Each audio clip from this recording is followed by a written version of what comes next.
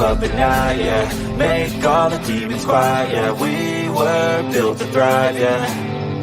I think that we've all had enough. What keeps you up at night, yeah. Make all the demons quiet, yeah. We were built to thrive, yeah. I think that we've all had enough. Yeah, I think that we've all had enough. Sick of dealing with the old plan. They know that we're calling it wrong.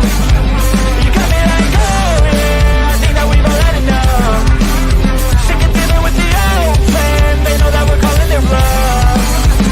Hey, it's too late to try to go contain it. A generation fueled by creation. We live lives on a small screen nation. We control the airwaves, no negotiation. I refuse to think we need saving. Something good will come from creation. And when we think that the world is too anxious, we'll adapt, evolve, survive, and save it. What keeps you up at night, yeah. Make all the demons quiet, yeah. We were built to thrive, yeah. I think that we've all had enough. What keeps you up at night, yeah. Make all the demons quiet, yeah. We were built to thrive, yeah. I think that we've all had enough. Yeah, I think that we've all had enough. Sick of dealing with the old plan. They know that we're calling it wrong. You got me like, oh yeah. I think that we've all had enough. Sick of dealing with the old plan. They know that we're calling it wrong.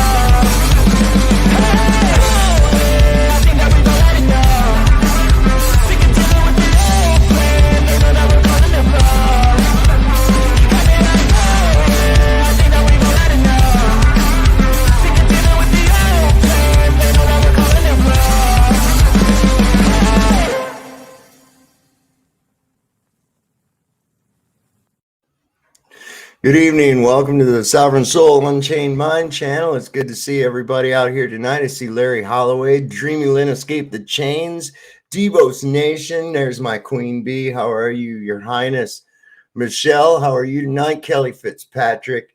Who did I miss? If I missed you, say something in the chat so I can see it. Let's go up here. I know did I see Art in here tonight yet? Yeah, I did. He said, fucking California.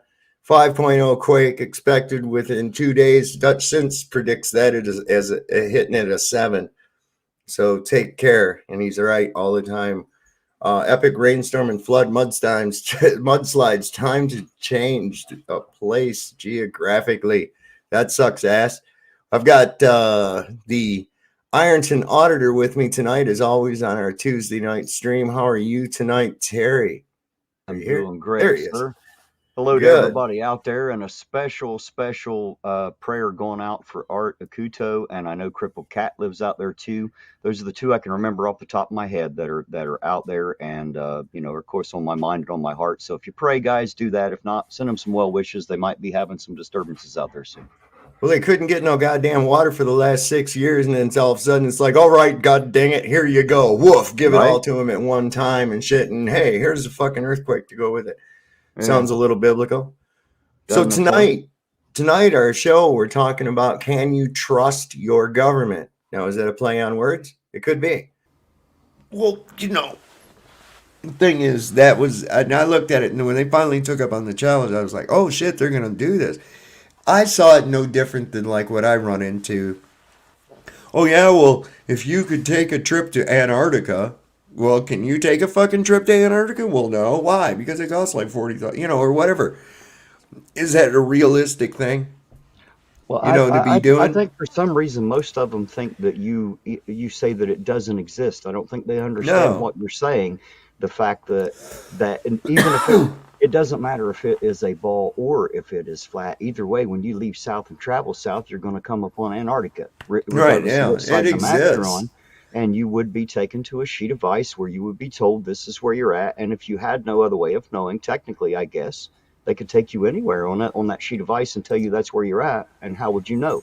you would have to assume that because the majority of the people in the group you're with, we all paid this money to come here. They told us we're here. We're on a guided tour. Here it is. I assume you would have to believe that that's where you are based on those facts, not necessarily any absolute proof of your particular GPS location to be exact, as said, if that makes sense. Yeah, it does. I'll show you where they take you. Hang on, what's happening? Oh, I got added. All right, let me show you where they take you. Okay, this is South America. See this little peninsula that comes out down here? That's where you get to go. That's where you get to go. You don't get to go into the interior. You don't get to go into the interior of Antarctica. They take you in here, and look, that's quite a long ways. I think I have a better picture of it. Just a minute. Even on the continental origin, you never get to go to the interior of Antarctica. No, you're not going there. No Antarctica for you, man. That's all. Even if it's the continent, it doesn't really matter either way. The point is that you can't just go when you want with under your own power. You have to be on a guided tour, and you have to pay a lot of money. And if you do that, they will take you to a place south on a sheet of ice that they will claim as this particular point. There you go.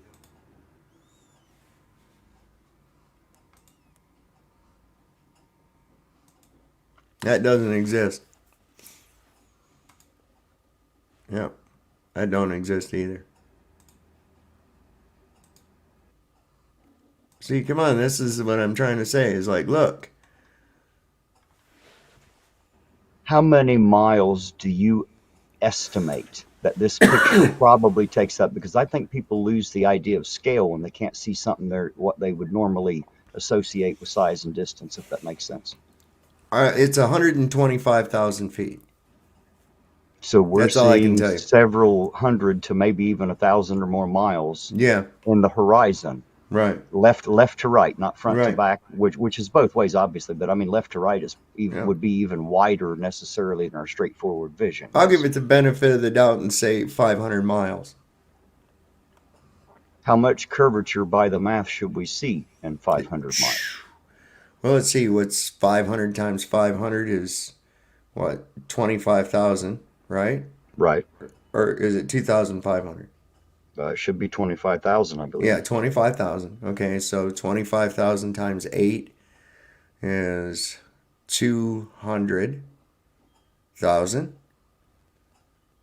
Right? So 200,000 inches is what?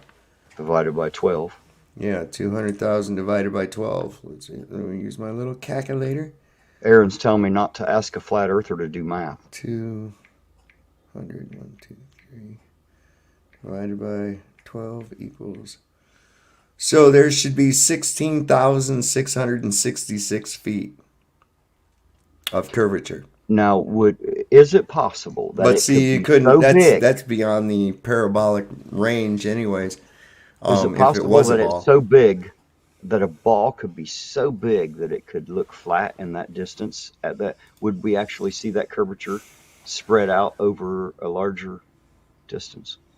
There would have to be some kind of measurable curvature. So the possibility that the Earth is actually a bigger sphere than what they tell us, I've entertained that before, but we still have the fundamental laws of physics at hand that cannot be broken.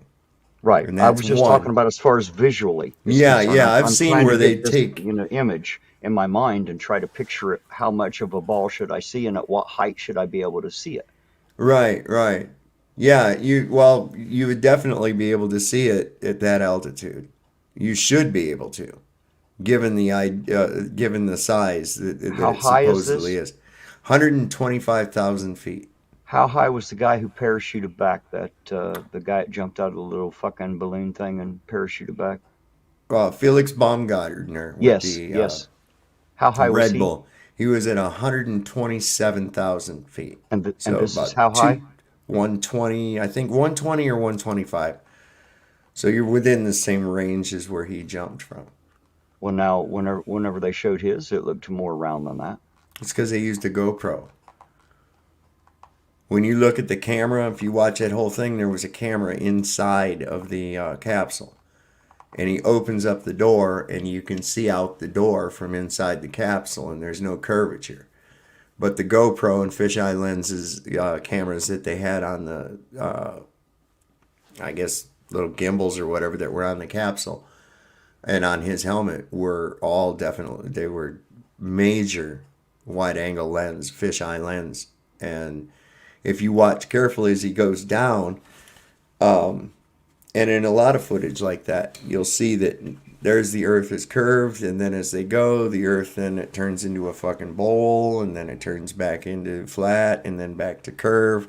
And so you can definitely see that the curvature is all an due to effect that of the curved lens. lens, Yep. right?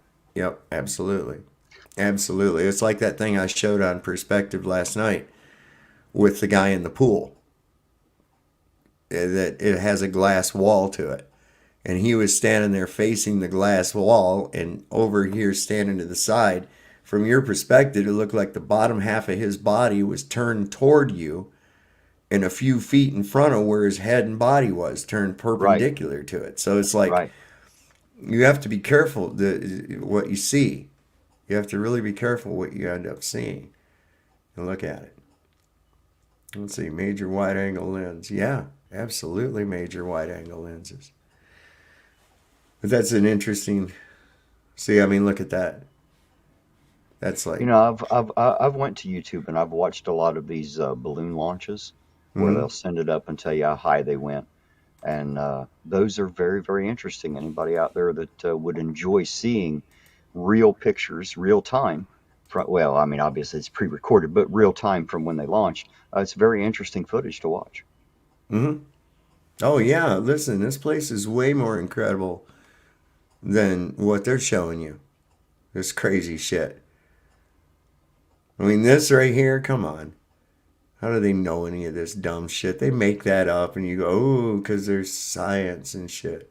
You know, Well, that was something I was trying to teach picturing somebody. that explosion, I mean, picturing how a firecracker explodes, pretty much everything goes up and out, right? And it all goes up and out at the same speed, which is why it explodes. Is that correct? At least until something acts on it and slows it down. Right, So right. if all these particles and inertia is true, it has to spread as fast as it started unless something slows it down, right? And there's nothing out Mhm. there, so there's nothing to stop it, we say, in space. What got the first point of gravity to where things spun in order to form either a ball of gas or you know, or a dense planet or a gaseous planet? What got each individual point of gravity? How did that start? I guess is what I'm saying. How did any particles behind catch up enough, and how would that necessarily initiate a spin? Gravity, parallax. Gravity, Well, I mean, isn't gravity due to parallax, mass? If parallax, gravity's due to math. mass, if gravity's due to mass, then there has to be some point of mass to create the gravity, is what I'm saying. Where was that first point of gravity in each individual body? Parallax. I'm using your Thanks. shit. If I can't answer you, I'm just gonna say, gravity.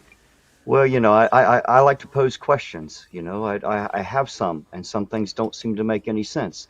Doesn't Hmm. necessarily mean I agree or disagree, but I do have questions because I don't understand certain things. If these things became spheres and it's due to spin and it's due to gravity because of mass, what was the first point of gravity that got it started?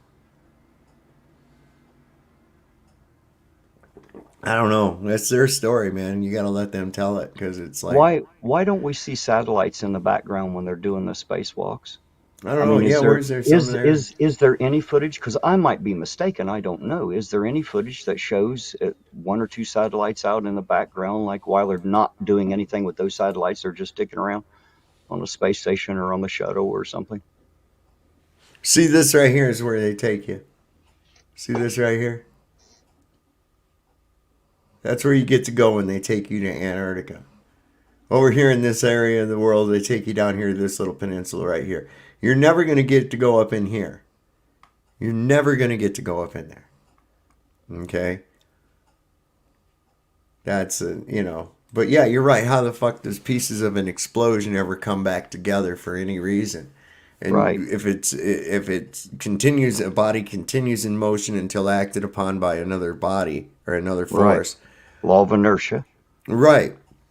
And so if they want to claim the mass attracts mass, well, this shit was constantly going way far away from each other. When would it ever come together? And how would the gases know to separate into balls and catch fire in a vacuum? and Well, the other I ones. assume that was due to pressure, but where was the point of gravity that enacted on the very first part of the gas to start a spin and attracting the rest of it together to form the pressure to ignite the star? The Velcro refraction. Yeah, refraction. Refraction. I forgot about that one, Renee said. If you don't know the answer to something, all you have to do is say gravity, refraction, or parallax. I don't want Hey, none of Witch that of Taco Heart, how you Bell. doing tonight, dear? It's good to see you. Look at her. Getting the She's big having names in fun. the chat tonight. We are. We're having a good time. I have a great time on this fucking show. I really do. So he says, "Oh, Solve's grifting people," and it's like, motherfucker, I don't make nothing on this shit. I ain't making a fucking penny off this. I ain't Well, had one super wouldn't a chat come through, grifter and I ain't. Yeah, I ain't wouldn't had one wouldn't super chat come through, would and I ain't even fucking asked for one. that's what I was going Meanwhile, to say. Wouldn't a grifter have to ask for it? yeah, I mean, and meanwhile, the car payment has increased because of interest rates and having to replace it, but that's something we're dealing with, and nobody's, it's like, fuck, I'm never telling you people about my shit and that I need money or some kind of thing like that. I deal with it. Fuck, I just bring this up. You know why I like to talk about this shit? Because it's truth. And you know what truth does? It really burns the taint of the people that are highly indoctrinated. And that's the way to get their attention. That's the way you get somebody's attention. It's like, look, man, I want this crazy world to end. Look, man, I've watched it go from bad to worse my entire fucking life. I just turned 57 years old, man. I've been smoking weed for 45 years. And I just see this fucking world getting worse and worse and worse and worse, and nothing gets better. No remedy that's applied, like voting or putting some certain individual in some position in what we call government. That's never changed anything. It's just gotten worse and worse and worse. Oh, I was probably just fucking with you, Witch. Oh, yeah, no, this was before. I've had people say it in the past, Witch. Nobody's in here Oh, saying oh, it now. oh, oh, oh, and because she's late, she gets a demerit. She got to stand in the That's right, corner. You demerits. got a strike, which you should have been here on time. Tisk, tisk. Shame. For shame. Shame. For shame. Shame. Terrible. Shame. I'm glad you're here, Witch. She's a witch burner. She's a witch. You got a lot of people with that witch burning mentality And you going know how on. to know she's a witch? Because wood floats. That's right. And why does wood float? Because it weighs the same as a duck. Right. That's Exactly. right. We saw Witches that. weigh That as much was as ducks, therefore they must be witches. science. That's science. 72 years. Try doing so. Yeah, look, no, I hope I don't have to go that long, man. I really don't. From what I see going on, phew. But my point being is that it's like something else has got to give. Okay, we got to be doing something different. We can't just go out there and start voting harder. You know, Right. Right. that's never gonna do it. There's no white When the hats. candidates are rigged, you don't stand a chance regardless of which way you cast your vote. Can't you see that happening? Right, right. And look, man, it's like, um, there are not any white hats in government that are gonna come and save you from fucking government. Okay, But if they do, it's only pretend so they can steal something else from you and make you pay for it. she turned me into a newt. She did I do got better. I got better. That fucking movie is hilarious. I love the goddamn Monty Python. That shit You go. know, one of the funniest parts I thought of the whole thing is when he cuts the Black Knight's arm off, and the Black Knight says, "It's only a flesh wound," and he goes, Yeah, "You're lying," you know. yeah. Black He Knight. goes, oh, he says, "What are you gonna do? Bite me?" He's like, he says, "What are you gonna do? Bleed on me?" Those guys could, I swear, they could do anything to make somebody laugh. Who could think of taking a saying like Knights of Knee and turning it into something that like we'd still be joking about today? I mean, Oh, how funny is that? dude, that fucking thing they did in Life of Brian about the one guy he wanted to be called Loretta. Right. Okay. Ye- Wow. Talk about predicting the future. That was like right. 1976, 1975, somewhere back in there. I remember because I was a kid and my best friend, his mom was a manager at a multiplex theater. So during summer vacation, we could go there and go see this movie and then go see this movie and then go all day if we wanted to, man. Was it the predicting of the future or was it the retelling of the past? That's a real good question. It really is. Well, I know that certain bloodlines, if you're a breeder, you will you will cause incest to a certain degree to get certain traits, if that makes sense. You have to stay within the bloodline. And I have heard, I don't know the truth, but I've heard that a lot of royal bloodlines and a lot of important bloodlines had done the same type of thing. So, I don't know. I don't know much about it, but I wonder if they didn't know something we didn't know, or that they did know something Well, that we maybe don't know. look who's here. Look who's here. Right. How you What's up, doing, Wick? girl? Dude, What's up, girlfriend? yeah, I have the COVID. So, Oh no. yes, the non-existent COVID. I have. Oh. I Hey, have none. everybody out there, make sure you send some well wishes to Witch. If you pray, Oh, please do that. She needs it. thank you. Yeah, I woke up this morning feeling even worse than I did. They're hitting us with something, man. I'm serious. They're hitting us with something because even the way people are getting this isn't making any sense. Um, it's like there is a disease. There is a disease. But there's something introduced into our systems that is making this detoxification happen um much more often within that same season because usually it's like a one-time thing. So this is telling me that we're getting bombarded constantly with this whatever toxin this is that we're trying to reject out of our body, and it's a heavy duty one. I think it's been introduced that Thank way, you, and I Art. wonder if it's not halfway frequency assisted. I have no idea, Oh wow, but Renee said at the same time. it Frequency assisted, You yeah. know, what's really funny about that? They it put out a sucks. movie called The Kingsman, Oh, I and there love Yeah. that was a, movie. a Secret Service kind of like an MI6. It was a European thing. They were a Yeah. Secret Service, Yeah. really super spy type. And there was a point in that where the evil guy, Samuel Jackson plays the part, Yeah. the evil guy wants to take over the world and save only certain people. Right. And he would do that by causing them to destroy themselves. And it was done through a free SIM card to put in Yeah. your cell phone, in which he goes to the White House. And when he's talking to the president, you would think, if you didn't know, it looks like the back of Obama's head. Yep. And everybody talks about the Obama phone, how we all got a phone. And I heard that in one of the countries over in the UK or England, somewhere like that, they were making sure that people had TVs and internet. While they're making sure we have our phones here tapped in. So I was just wondering why all the governments are giving away all the electronics.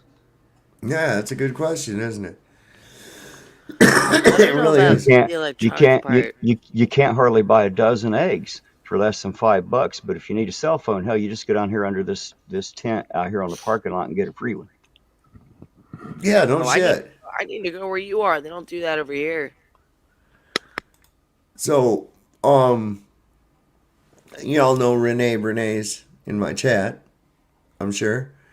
Um, she sent me a link to it was a live premiere on Karen B's YouTube channel today, and give it a listen. This is from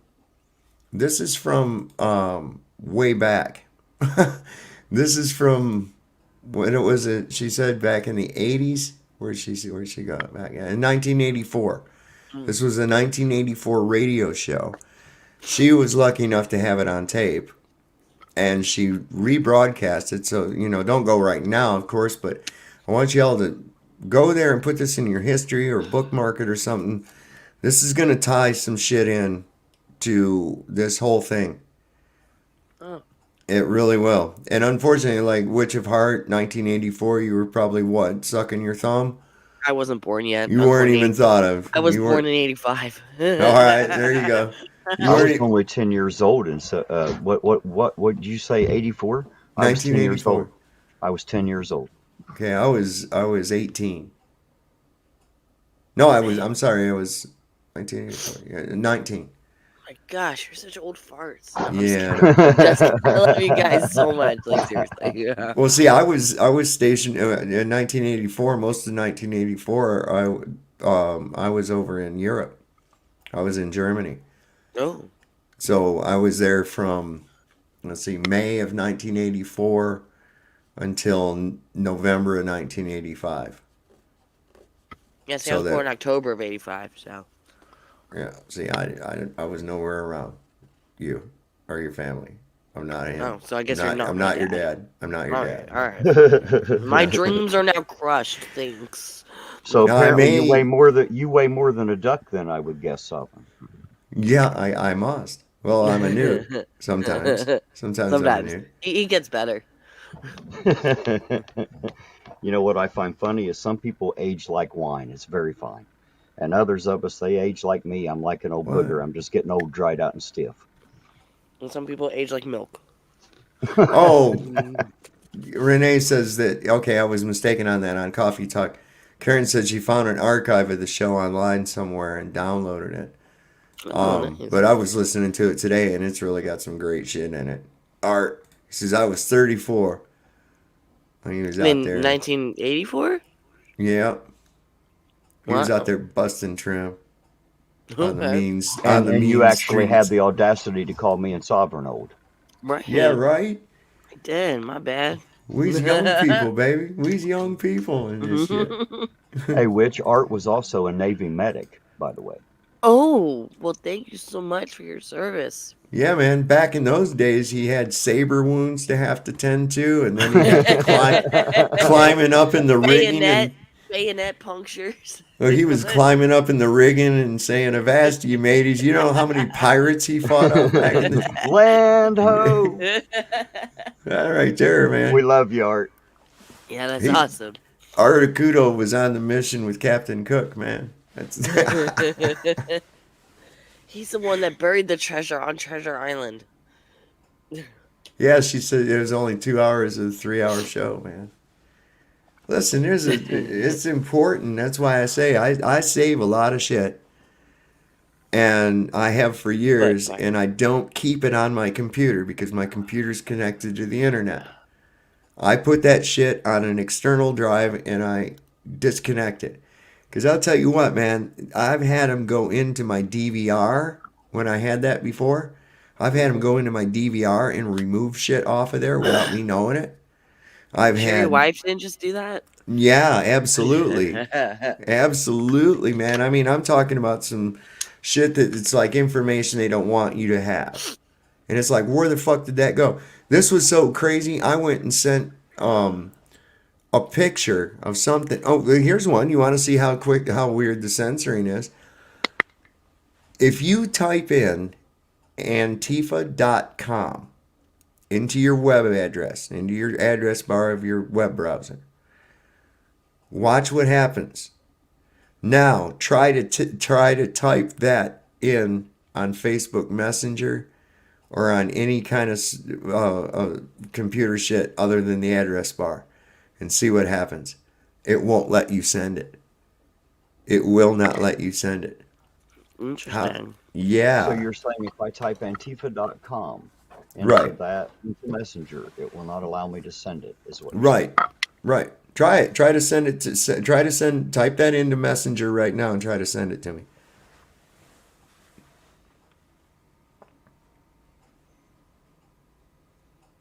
I'm having a midnight snack. And by midnight, I mean like 1 a.m. Yeah, I hear you. It's 111. It's 111. That's a great number. Yeah. Oh, because I thought I have a mute button. If I'm like being too loud, let me know and I'll like. Oh mute yeah, you. no worries, no worries. So yeah, Well, no, actually, it let me send it, but then it popped right back up under and said in red, cannot send or couldn't send. I'm sorry, Right. it says couldn't send. now go to your browser, go to your web browser and type it in. Well, and see where I it know where that takes me. I've done that. I see where that takes me. takes you to the White I House. didn't. Right, takes you to the whitehouse.gov. I don't know why that is, Yep. but No that is shit. an amazing idea. Yep. Now, why can't I send it a messenger though? Well, I don't That's know. Isn't odd. that crazy? That is a little odd. So it's like what level of control? So like I said, there's a lot of shit offline. And then I can access it if I need it and then disconnect again. Because look, I've had them remove shit. I sent something to the wife and then I guess it was deemed not cool later. And went back and looked and it was gone off of her messenger. It was gone. Hey, It went Optimus, I through. hope you're kind of joking about that, by the way. You're not just busting my balls. What's that? Optimus is busting my balls. I'm Optimus, way which too is sick to deal with your bullshit, man. Just saying. It's bad enough that I you're a tell cowboy fan. I tell you the best way to do it. Which, if you learn mind over matter, you learn not to mind it. To you, it won't fucking matter. You can just That ignore is 'em. very true. oh, Right now, like I said, I'm just too sick to deal with it. I field morons daily when I come on here. I do. I've got some really good people that come up. They show they're here all the time, and I love it. But then I've got a few that they come in and they just say some of the dumbest fucking shit that I've ever heard in my life. You I'll know, say that I was mean, pretty up there. it's. You remember when the guy said, "You've seen Idiocracy, right?" I have, yes. Okay, you remember when the dude says, "You mean like water from the Yeah. toilet? You mean like from the toilet? I've never seen a tree grow out of a toilet before." That type of shit. And it's like, oh, wow, you just really missed that whole thing. Well, they didn't drink water, sir. They drank Brondo, remember, because that has electrolytes. It has electrolytes. It's what plants crave. Yep. Mine got took down almost immediately, Steven, because I went in deeper to it. Okay, I went into some of the shit where how this works thank out you, to be Austin. generational and how the nickname that they use for a certain chief of Be staff. careful you don't get this one taken down too. Yeah, I know. I'm saying one of the brothers, the brothers with the weird artwork. But anyway, he had a nickname, and I thought it odd that his whole persona would change when that nickname was used, and I associated it to some altered personality, like through MK Ultra, and that there's a lot of that, and you see that, like even when you see these celebrity breakdowns.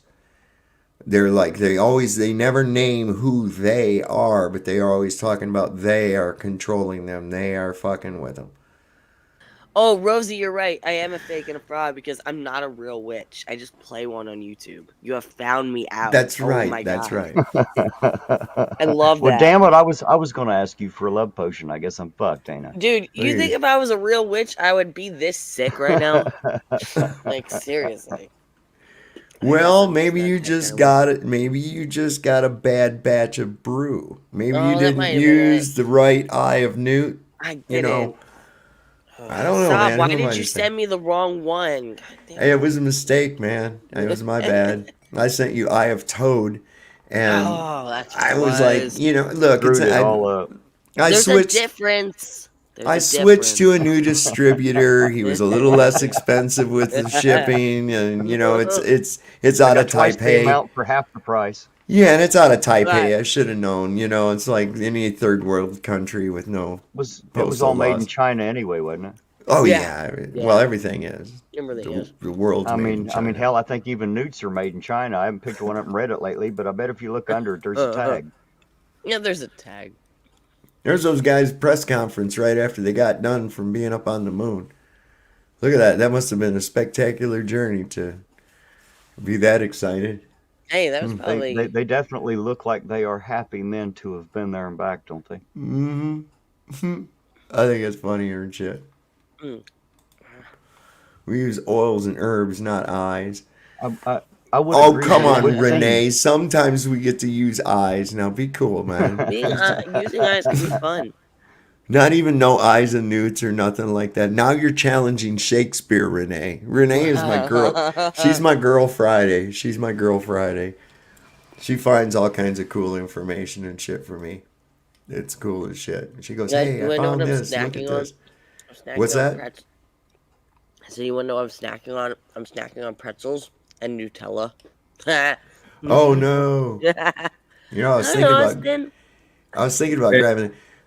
So you guys talk for just a minute. I'll be right back. I'm gonna go over here and pee on Russia real quick, and then Okay. I'm, I'm gonna Well, make another.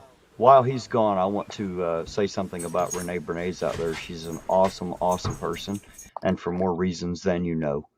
Just know that. Sure. So, how are you tonight, Austin? I'm good, man. I just came to listen to Witch. I don't really care about you other guys. Aw, sweet. Even though I sound like absolute shit. Uh, Are We you got are you trying to say that Witch is prettier than I am, Austin?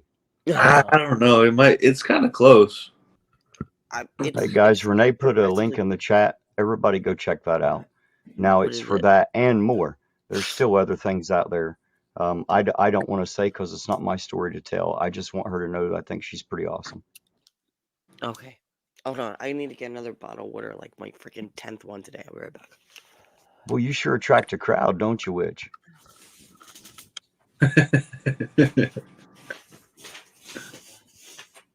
Yeah, I don't even know if I've had COVID or not. Have you had it, Terry? No, I've been fine, man. Yeah, I don't know if I have.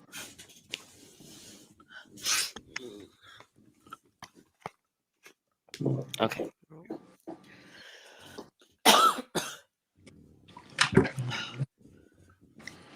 Yeah. What's what the happened to name, everybody? Austin? What's up, Oh, buddy? What's the name? dog. I named her Addie. Addie, Addie. Addie? Yeah, She's a pretty she's like, dog. You know, it almost reminds me of Peanut, Sovereign. she doesn't leave. Yeah. She's like obsessed, man. She doesn't leave my side.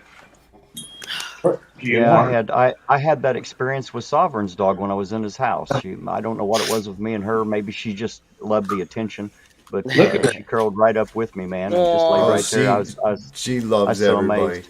She was an Yeah, she awesome was. dog, man. Well, she can sense people. She can sense how they are, and she takes to that. It's sort of like, I can these dogs. I've known this for years that they actually I think they're a good judge of character. well, it's not only that they're a good judge of character, but they know that by resonating with you when you're in a good mood, and they feel that, and they want to get in on it. They want to get in on it, and so they know that they can resonate with that by interacting with you. Go. You see, I Yeah, think it's really cool. yeah, it's crazy. Like she could read like what I'm thinking almost. Yeah, Like if I want to go outside, I don't even have to do anything. I could just like make a slight movement, and she already knows. Okay, it's time to go outside and go potty or Right. just anything. Somehow they can sense the intent behind your movement and actions. well, it's really crazy. I'll just be sitting there. Like I normally am. And all of a sudden I just think to myself, they're all chilling with me, right? And then I just think to myself, well, I probably should, take them out. And all of a sudden they all like wake up, jump up and come over to me and start whimpering, and they're like, and I'm like, how the fuck do you know that I was thinking that? Yep. And running back and forth to the door, and it's like, wait, I haven't even said nothing yet. Yeah, it's pretty crazy. But I've got a pretty tight bond with these dogs. I'm like the leader of their pack. I'm their pet old guy, I guess. That's how that works out. And they're pretty cool. Witch, are you a flat earther? Witch? I am not. Okay. Well, But Sav already knows this. So you're not a flat earther, and you do not fly on a broom, right? No. All right, that's Just pretty making cool. sure. you're gonna have to prove it for me. I think you fly in a broom. But wait a minute, which No. Yes, dear. that automatically makes you and I natural enemies, and we have to say mean shit to each other because don't you understand? You're on a different team. That's right. Like there's a right, fucking right. team, like we have membership cards and shit. It's like that's the way where people are at. What are you doing on a flat Earth thing? You mean you don't have a flat Earth membership, sir? You didn't pay your dues this month? What are you thinking? Yeah. the opinions expressed by the guests and panel on this show do not necessarily reflect the views of the station itself. Thank you. That was great.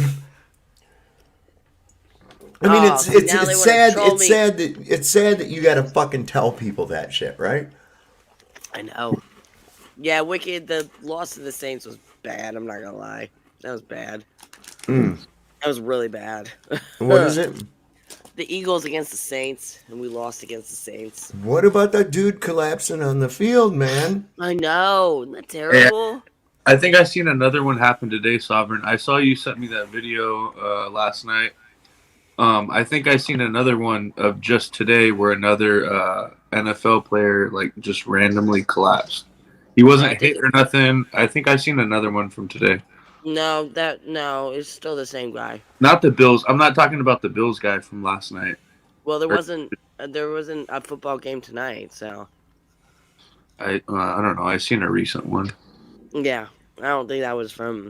Well, there's a video on Rumble that there were 1,000. I think it was. You are not going to win the NFC East. Hold on a second. I'm gonna put this in the chat. I'm gonna copy this and put it in the chat. Hopefully, it's not a whole bunch of shit on it. Am I signed in there? Yeah, I am. Okay. Am I a unique hillbilly or what, man? I have to admit, I don't really hunt because I don't like to kill. It's not that I can't hunt. It's just not fun for me. And as far as sports, I don't care who has the ball, what jersey they got. I don't even care what shape the ball is. Like, does that make me odd? No. Well, I think what's neat about it is because once you've come to this conclusively, I'm brave enough, I'll say that conclusively I believe that it is not a globe. It is created by some intelligence. It's very complex, but simple. And I think that the fact that when you look at it from a perspective of where I do that if you can imagine a perfect clock, a perfect machine that's living, all the life on it are all little integral components of that clock. Some of the functions known, some of the functions not known. And we have things in the sky that tell us our hour, our month, our year. I think Debo really said he's interesting backstage, shit. sir. Is he backstage? Oh yeah, I thought I brought him up. My bad. I thought I clicked him. My bad, Debo. Shit. Hi, Diva. Hey, Debo. How you doing tonight, man? Good. How's it going? Can you finish that, Sovereign? Hang on. I want to finish what I was saying is that it brings you to the realization that you do have purpose. You are here for a reason. This is built for you. This was created for you. Now, why? There's the big mystery. Why? Mm-hmm. And I mean, it's really cool the way the whole thing is set up. I mean, you've got the moon, which is, I believe, tied in with the reproductive cycle. I also think it may actually have something to do with another thing that's going on with the transfer of souls to and from this dimension. There's a lot about the moon that the behavior is very crazy. It behaves more like a projection than it does an actual physical object, but then at times appears to be a physical object. There's a whole bunch of anomalies about it, and there again with the reproductive cycle, we've always had throughout our different cultures the moon goddess is most often associated with fertility. Even in the Greek, we had Apollo was the sun, and his sister Artemis was the moon, and she was a fertility goddess, often depicted with a whole bunch, hundreds of titties. Diana, it's always the feminine. So this is some kind of a machine, a living biological machine, and it definitely has purpose. And you do have purpose here. And you know what you said once to me that still sticks in my head. You were talking about like when you die and people say you see that point of light at the end, or that tunnel of light. And you had mentioned to me once, what if that's the birth canal? And what if Yeah. that's why you're really pissed the fuck off, because you realize you just fucked up and you got to start this shit all over Yeah, man. again. They con you into going into the light, and you're like, when you come out of the light, it's in a fucking delivery room, and you're like, as you gain amnesia, you start crying because you're frustrated at losing all of the knowledge that you had before you came over again, and you got to start all over. Because you were promised that you could come through again and right all your wrongs, but you weren't told that you weren't going to get to take anything with you that you remembered. So it's sort of like a try over again, like you have to start over at the beginning of the video game. I've been waiting a few minutes here, and I'm sorry, and then I looked away and I spaced out. Roseanne, I wanted to answer your question on that. It's a very, very good question. How deep is the flat Earth? How deep is the level plane? We don't know. We don't know. I think the deepest hole dug officially was the Great Bore Hole in Russia or Ukraine. And I think it was 7.6 or roughly 8 miles deep. So who would know? They could not get down any deeper than that. So I don't know. At least 8 miles. I can tell you that. It's at least 8 miles. I think what's the big trench that's in the ocean? I think that's only about The like Marianas Trench? 6 or 8 miles deep, something like that. And here they're gonna go up to Mars to go see, right? They're gonna go to Mars to go check out some shit, and they haven't even explored our own goddamn oceans. The oceans cover over 3/4 of the fucking Earth's surface, and they don't hardly know anything about them. So, I mean, I'm like, there's so much. That's what I try to tell people, is that the real world is so much more fascinating than this fantasy world that they want to tell you. And they make fun of you, man. They try to go in and say, does anybody remember when they came right out in a science magazine and said that they found a fucking planet made out of weed, and people believed that?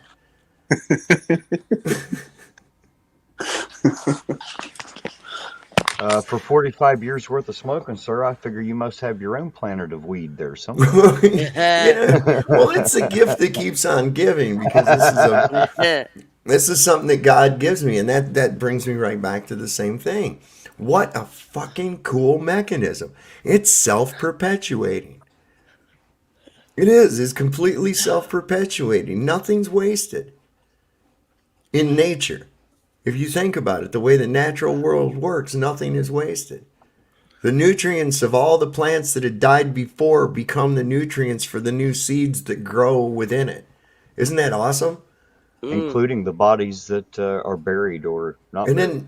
then not only do these plants come up and give us oxygen, they thrive on the carbon dioxide and they give us some oxygen. They go through this process called photosynthesis. For the lack of a better term, it might as well say magic.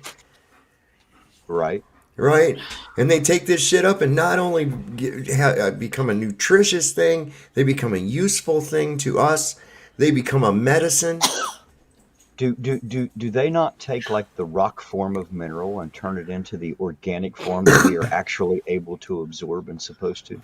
Well, Is you'd that think is that that they a would. is that a true statement? It'd have to Plants. be chelated. Chelated. It has to be broke down to a level, to an atomic level, where the body can absorb it. Otherwise, it'll start working the opposite way. Like, a lot of people think that milk will help your bones. No, drinking a lot of milk will leach calcium from your bones. I don't know. I don't drink milk, so. That's why you're sick. No, just kidding. Yeah, right. That's why I'm sick. I come up here. It's because you didn't eat your Wheaties. If I you'd ate my ate your Wheaties, Wheaties, you'd have been all right. What you got for us, Debo's Nation? I just come up to say hi. I'm not up here to argue or fight or. Oh, we Oh, don't damn do it, that. why I'm up here not? to back my fellow human there. Which a heart, which a what the fuck. That's You right. come on up here. We ain't nobody arguing. We having a good old Yeah, time we're up having a here. good time. We're having a good time. You have a big Space is fan fake. club, which Space is fake, Debo. Space is fake. I'm here to argue. Space is fake. Hey man, I'm blowing. Look behind me. Look behind me, man. Devos, you see that?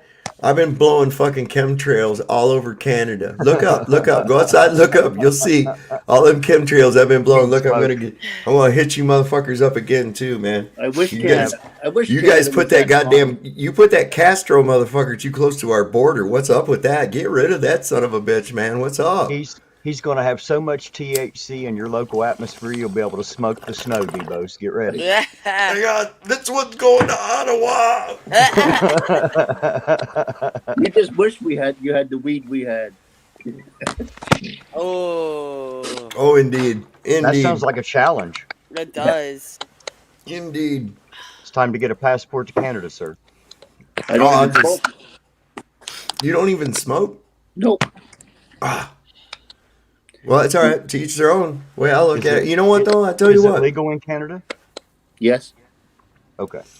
I would much rather see, and if the government has to profit through a tax, without getting ridiculous, of course, like they did in California, through the sale of marijuana to the general public,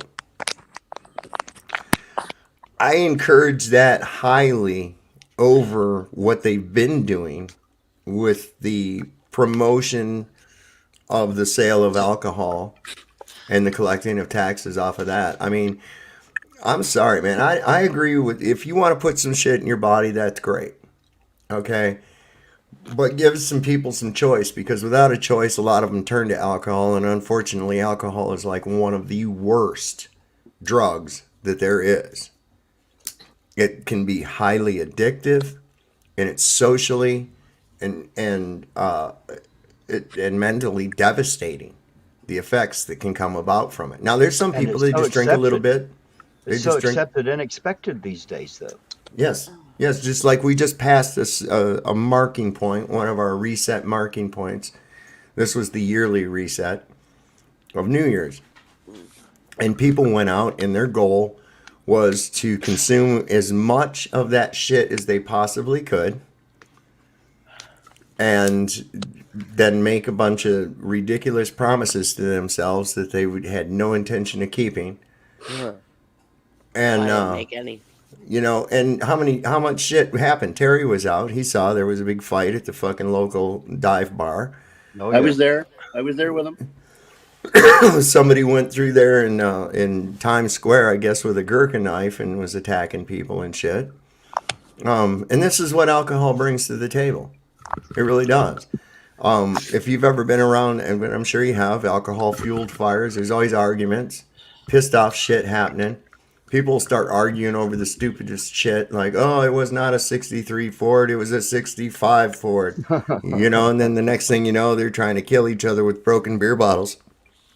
And it's really, you see that more too often than for it to be overlooked. I've never seen a bunch of high people sit around and argue until they fought and tried to kill each other. I've never seen that happen. I'll agree to that. There you go. I mean, it's like I've had people in here, and sometimes it pisses me off, but I'm usually, the most of the time, I'll see their shit, and I laugh at it, and I go, what the fuck, really, for real, what's your problem? Oh, dude. You know, what is your, really, come on out with it. My first time on your panel was when I was verbally beating the shit out of Nick Volt. What is it? Somebody said something to me. Do you like edibles? Yeah, I do like edibles. In fact, I've got some gummies that we made here. Those things will put a hurting on you. Be careful. Debo, does that make you laugh? Oh my God, those gummy bears are fucking dope. In fact, they're downstairs in the refrigerator. I forgot about them. He eats them there, and I swear I can feel it here every time he tells me he's had some. Oh man, I got a question. What's that? This is for Austin. Yes, sir. Only Austin. You brought it up. If space is fake, then where are we? I don't know. What? What do you mean? Where are we? I mean, I only wanted Austin to do it because he poked the bear. But I'm just saying, like, whenever you're talking about space, like, as if it's fake, and there's nothing else out there, nothing else. Are we sitting in a room somewhere and just like, what are we on? Are we being held by a string, or are we being held up by a pedestal? Wait, hold on. There's no space. I got you, Sovereign. I got you. All right. I don't know. That's really okay. got you. He really got you. One thing I do know is that space is fake. You can't prove it exists. There's government documents that prove that we have shot at the firmament. What's the firmament? It's a wall. It's a wall. The Sorry, ceiling. I'm allergic to bullshit. Yes. So I Like don't the know. I dome? don't know where we live, but I know I've done this research for years and years and years and years and years. I've come. I can field this. I can field this I don't question. want you to feel that. I want Austin to answer. Okay. He I poked don't- the bear. And I don't. I mean, it might be a simulation. It might be the Matrix. It might be. There's so many possibilities, but one possibility is that it's not. Is that space is real? That's one Okay. possibility. That's one possibility. I can prove that it's not using physics and math.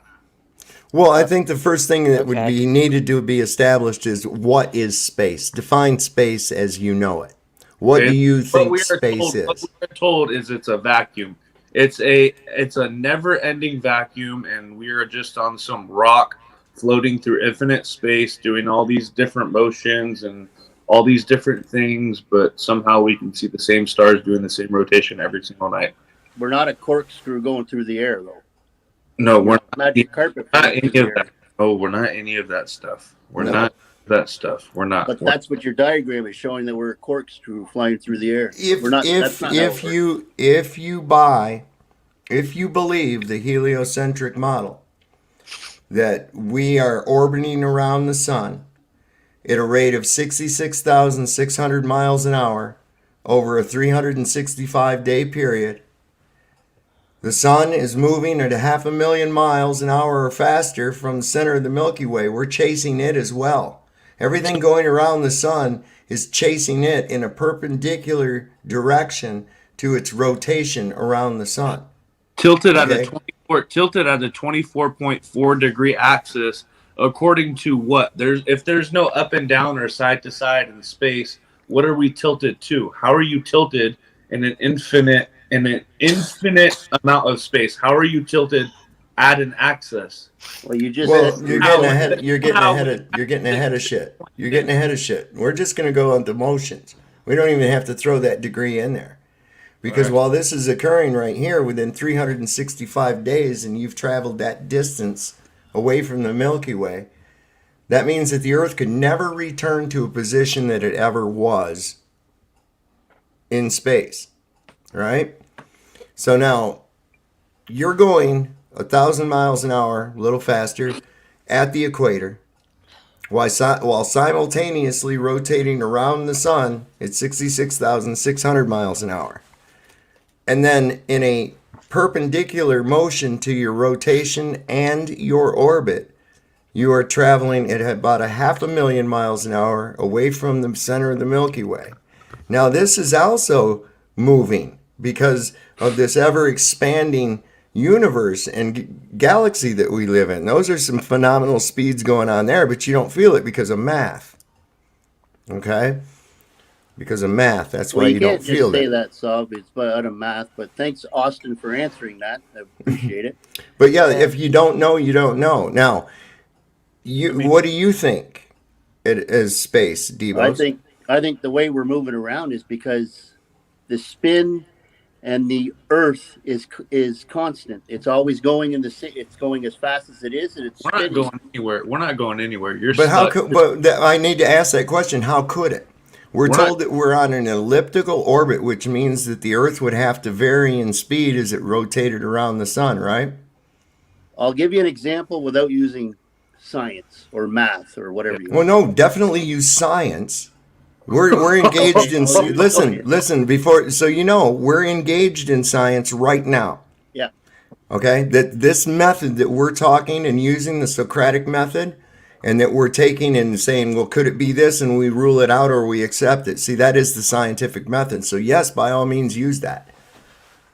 If you were on the back of a bus or let's say a bus because you're kind of inside.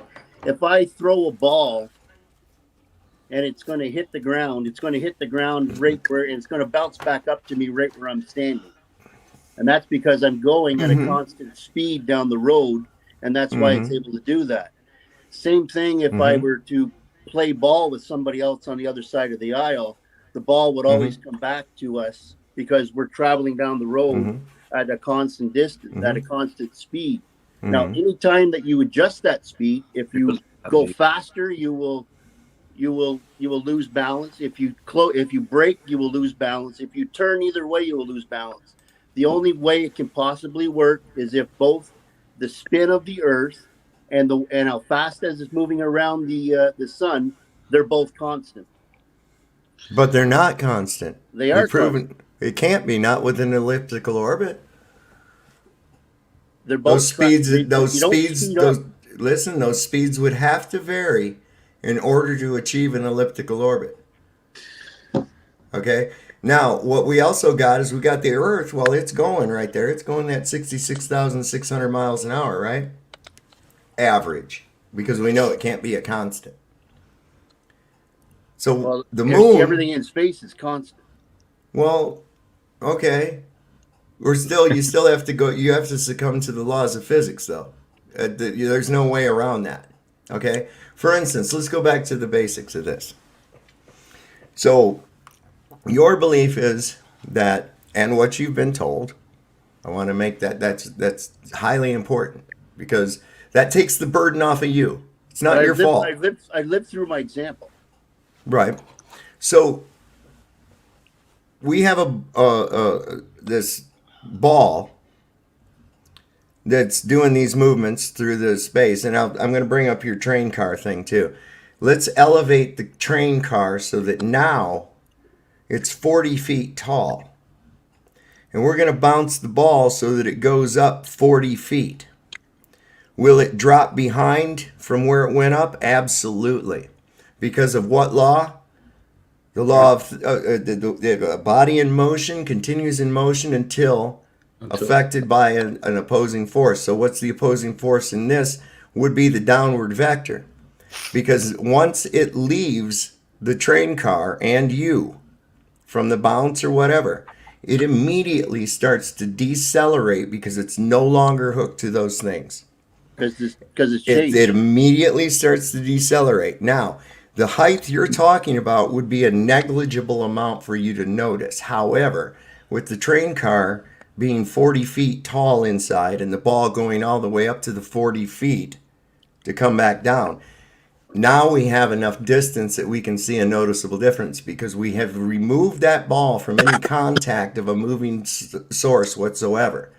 And once it loses contact with that, it is going to start slowing down immediately. So the longer the suspension of the object in air, it would necessarily slow down. Absolutely. Absolutely. It would have no other choice too. The air is not jello. The air is not solid. The air doesn't hold things. So given that whole thing right there. But what about gravity? What about gravity? Well, that's what I want to test. Let's do a little experiment here. And we don't even really have to do the experiment. Austin, can you explain anything? I already figured it all out. I can explain. I can explain. No, I can explain things. I can explain gravity. But I've gotten so tired of explaining things to people over the past 5 years. I've been on. I mean, what do you want to know? I can't. Heard you explain. See, this is the thing. All right, wait. Before there's a challenge that I think is kind of a straw man. Devos, what is gravity? Well, according to you guys, it can't be explained. So well, no, not according to me. According to you, what is gravity? No, I think I've explained it. I don't know how many different ways or tried to, but you can't. Like Ironton Auditor said before, if you can't, well, for instance, right this right here. If I drop this, what's going to happen? If I let go of this lighter, what's going to happen? It'll fall down. It's going to go down, right? Yeah. I know, but if I drop two things at the same time, they'll both hit the ground at the same time. Well, depending on the height, yeah. So here's another. Two of them together. Hang on a minute. Hold on a minute. No, you're dropping something. All right, just a minute. Wait a second. You're talking. I'm not arguing with you. That's an effect. That's an effect. That's something that happens. Okay? That's just something that happens. So yes, I agree. Something happens. Now, what is happening and why? It's falling to the ground because of gravity. Right. We know Mr. that. B. We know that. But what is the gravity? What is gravity? You get the Here's cause Mr. can't. B. The cause can't be the effect. Here's Mr. B. The Wait, cause can't. You understand? The cause cannot be the effect. I do have a question for Austin. What's up? So, how would you explain, like, the Apollo missions, like the moon landing, or Apollo 13 or 18? Sav, shut up. This question is not Shut for the you. hell It's up, for Sav. Austin. You Like want the to pick on pictures, the weak kids, man. pictures you see, the videos. You know how would you explain those? They don't exist. The No. pictures Oh, don't they exist. exist. They exist. They No, exist. no. The pictures exist, but it's not where you think it's at. Yeah, So where would it be at? somewhere out in the desert, probably Death The Valley desert somewhere. that looks like space. No. Yeah, I mean, yeah, they're just So full on pictures and video of astronauts What in does that have to space. do? What does that have to do with math and science, though? What does that have to do with math and science? Those are pictures. I'm not asking about math. Okay, hold on. Yeah, slow I'm settle not down. It's all asking right. about math and science. I'm asking about photos and videos. Okay. This has nothing to do with math and science. Right. I'm asking about photos and videos. Now, What if you about see a photo of someone in space, nothing around them, just black space, Yep. how would you explain that? I would explain it by saying that NASA has the largest filming facility in the world. Yeah, we've heard Soft say that before. Yeah, no, it's not just Sovereign saying that. I knew all of this shit before I even met Sovereign. I'm not just repeating him like a fucking parakeet. Okay. I knew all of this shit years ago. Yes. Relax. So I'm relaxed. It's just it's irritating because I get asked the same questions over and over and over and over and over. It's like a repeating. Yeah, just try to keep the emotions down. Just answer it. Okay. Just be cool. I'm sorry. I'm trying my best. Okay. It's all fake. I don't know how else to explain it. Well, it's you fake. need to. There's never stars. Just a second. Do you know why they don't put stars? Do you know why they don't put stars in all of these pictures and stuff that you see? Have you ever tried to take a picture at night? They would have to put the exact replication of what you see in the night sky with your eyes by yourself. Because if you were able to go outside and point a camera up, you would be able to record it with yourself, what the stars are doing with your own recording footage, right? So you would be able to have an account for yourself. So the reason that when you go and see all of these Google images of planets and the sun and the moon and and there's never ever stars in the background, it's because they are afraid of putting these stars in the exact points to which you see them, because it would go against what you see with your own naked eye. Right. Have you ever taken a picture outside or looked up at No. the light when you're in a baseball diamond and you look up and you can't see any stars? No, seriously, Austin, because what you're saying to me Well, guys, and Devos, if you can see stars in the night sky standing on the ground, why can you not see stars in the sky in space? you can. There's just you can see stars. You can. It's just that they refuse to add that in there. And the reason they refuse to put that is because they would have to add those stars in. Are you saying those stars aren't there in those pictures, Austin? Is that what you're saying? They would have to add those stars in perfectly from what we see it from Earth. And so they are afraid of making incorrections. They are afraid of making incorrections, so they refuse to put it. And then they tell you, oh, well, we came back to Earth and you weren't able to see the stars because of the film, and we lost the film, and it wasn't able to go through the atmosphere and this and that. Okay, so hold on just a second, guys. Who was it that brought that up about the exposure, the light, and that not being able to see stars? I think it was Devos. Was it Devos? Where'd Mr. B go? Your left? Probably I got don't- bored of the conversation. Okay. So here's the thing with that. As you see in this is from, we don't see any curvature here, but we do see the sun, and we also don't see any stars. Okay, so some of that is correct, yes, but there is a phenomenon that's really quite weird, because once they do get to a certain height, it's almost like you can't see stars anymore. It's like, where the fuck are they now? It's like you only see them from down here and below, you know, at a certain level. It's really quite an anomaly. But as you can see in this picture here, why would there be a hot spot from that light right there onto the Earth? That's just kind of like, that looks pretty fucking close. I mean, relatively, compared to what they're telling us. It's those anomalies. Now, the thing about why is the Apollo mission fake? Okay, there are several reasons. Well, I don't mean the Apollo mission. I mean all of them. Oh, go into it. Well, look at it. First, we have to get No, but first get even through. if we talk about the Apollo missions, I'm like, somebody has to have built the stuff. And Sav, you've said earlier that billions and billions of dollars every day are going into that place. Now, how many people would have to construct something like that? So there would be plans somewhere for it. So who has the plans for those things? Like, for instance, what? Pay for the plans for the spaceship. Then somebody would have to build it. You'd have people that you'd have to pay off. That this never happened.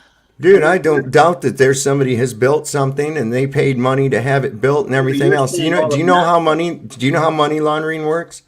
Yeah, but you're saying all of NASA. There's other space agencies out there. Is there really? Yeah. Funny how they use the same symbology in every one of their space agencies. I don't believe that they're separate. I think they're all in the same fucking club. I mean, that's me.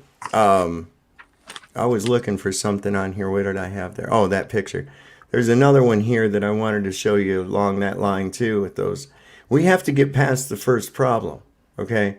And one of the first problems before we go to space, we have to determine that there is space and that we can get to it. All right? Now, how would we do that? But I'm just saying, like, nobody's proven that there's a firmament. Nobody's proven that there's. Well, actually, yes, they have. I showed government documents the other night from the CIA, also from the Air Force, some from the Pentagon, that specifically are talking about a firmament and how the atmosphere is positively charged in elevation. Okay? It's their documents. All right? Now, the thing is, we have to get around a fundamental rule of physics. One of the fundamental rules of physics that has to do with thermodynamics. And I know you're going to go right to the gradient because on Everest, the pressure is lower than it is down at sea level. I understand that. Wonderful. You still cannot have that without containment next to a zero pressure or a lesser pressure without containment. No way around it. When you take a cylinder of propane, it has a gradient inside. There is a gradient of pressure inside the tank. The overall pressure of the tank will read on a gauge. But if you don't have that gauge and you want to see how much propane you want to have in that tank, you can simply use hot water, pour it on the side of the tank, and you'll immediately feel where the propane that's in the tank, the liquid, is trying to draw the heat of the hot water. It gets cold real fast. You can also do it with super cold water and it'll frost up, make like a frost line, condensation line, where the level of the propane is. That's because there's a dense level of propane down here and up here along the less denser elements within the tank.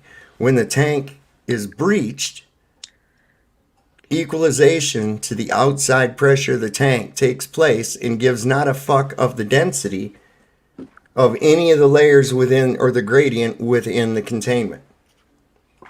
So, knowing this fundamental rule, and if we believe that that our atmosphere is being held by gravity, then we would have to believe that if I put a box inside of a vacuum chamber and lowered the pressure down to as near as zero as I possibly could, and then opened the box, gravity should hold the air in the box. But it doesn't. It immediately equalizes with the outside side lower pressure. There is no way around this. So there has to be containment. So if there's containment, how did we get out of the containment? Is the containment actually what they're calling the Van Allen belt that they can't get through? Well, they've gotten through the Van Allen belt because They say they can't now. well, I mean, we have. Well, I guess they went through it before they discovered it, but the latest one that everybody was jacking off to, the latest Artemis mission, right? That one took twice as long, came back and found out that we can't send people through the fucking through there. We can't get through there. There's no way. Is Artemis that's a new project, right? That's the one they just destroyed launched that up. technology, sir. Remember, we destroyed that technology, and it's a painful process to build it back. Just a couple of weeks ago, they sent it up. It supposedly went around the fucking moon and came back. All kinds of data and shit on there to tell them it was it was on the Artemis rocket, but it was the Orion mission. Yeah. For the Orion mission. Yeah. Yeah. So what happened? I guess it was too bad we discovered the Van Allen belt, or we could keep going to the moon, I guess. See, none of their shit makes sense. And look, they did this big, huge fucking rocket launch and did that, and you didn't even know it. It wasn't even hardly in the news. Because I'm too busy doing other stuff right now. So no, what I'm saying is you remember in 1969, maybe you don't. No. 1971. When they were launching up the fucking Apollo missions, man, it was all over. That's all you heard about was they were sending a rocket to the fucking moon. And here it is over 50 years later. What I'm saying is it's over 50 years later and hardly anybody heard anything about it except people that were jacking off the NASA videos. What about the people at ESA or the UK Space Agency or all those other space agencies? What about them? Which ones? Well, which ones? You mean the guy that's sitting there in front of a fucking panel? A guy that's sitting there in front of a panel that's trained for months and months with a simulation that they can't even tell the difference between the simulation and the real thing? That guy? What about the millions of scientists all over the world? What millions of scientists? What millions of scientists? Name two. Name five. No, I don't have to name anybody. I'm just. Well, I'm just saying. You're saying that there's. What I'm saying is you're under the impression. No, you're under the impression that there's millions of scientists saying this. Name five. No, I'm just saying. You can't tell me anybody who agrees with your flat Earth stuff to begin with. Yes, I can. I can tell you all kinds of people. Well, that's probably the definition. I can't listen. Listen, Devos. The only people I know. You don't believe in science. You don't believe in physics. What do you mean I don't believe in science? Where are you getting that? Where do you mean I don't believe in science? What in the fuck does that mean? Because where do you get that? Saying. You got to believe in something, Sal. Well, I believe in some of these science. Wait a second. Belief is the enemy of knowing. So believing in science is a stupid thing because science is all about knowing and finding out, right? So now if you're going to make a claim that air is held onto the earth by gravity, and we do an experiment that shows that it does not do that indeed, then we have to discard that shit can notion, right? We have to shit can that notion, right? Why? Because what? Do you think the air is going to stay in the box? No, I'm just talking about all. All right. Did we use a scientific method to determine that?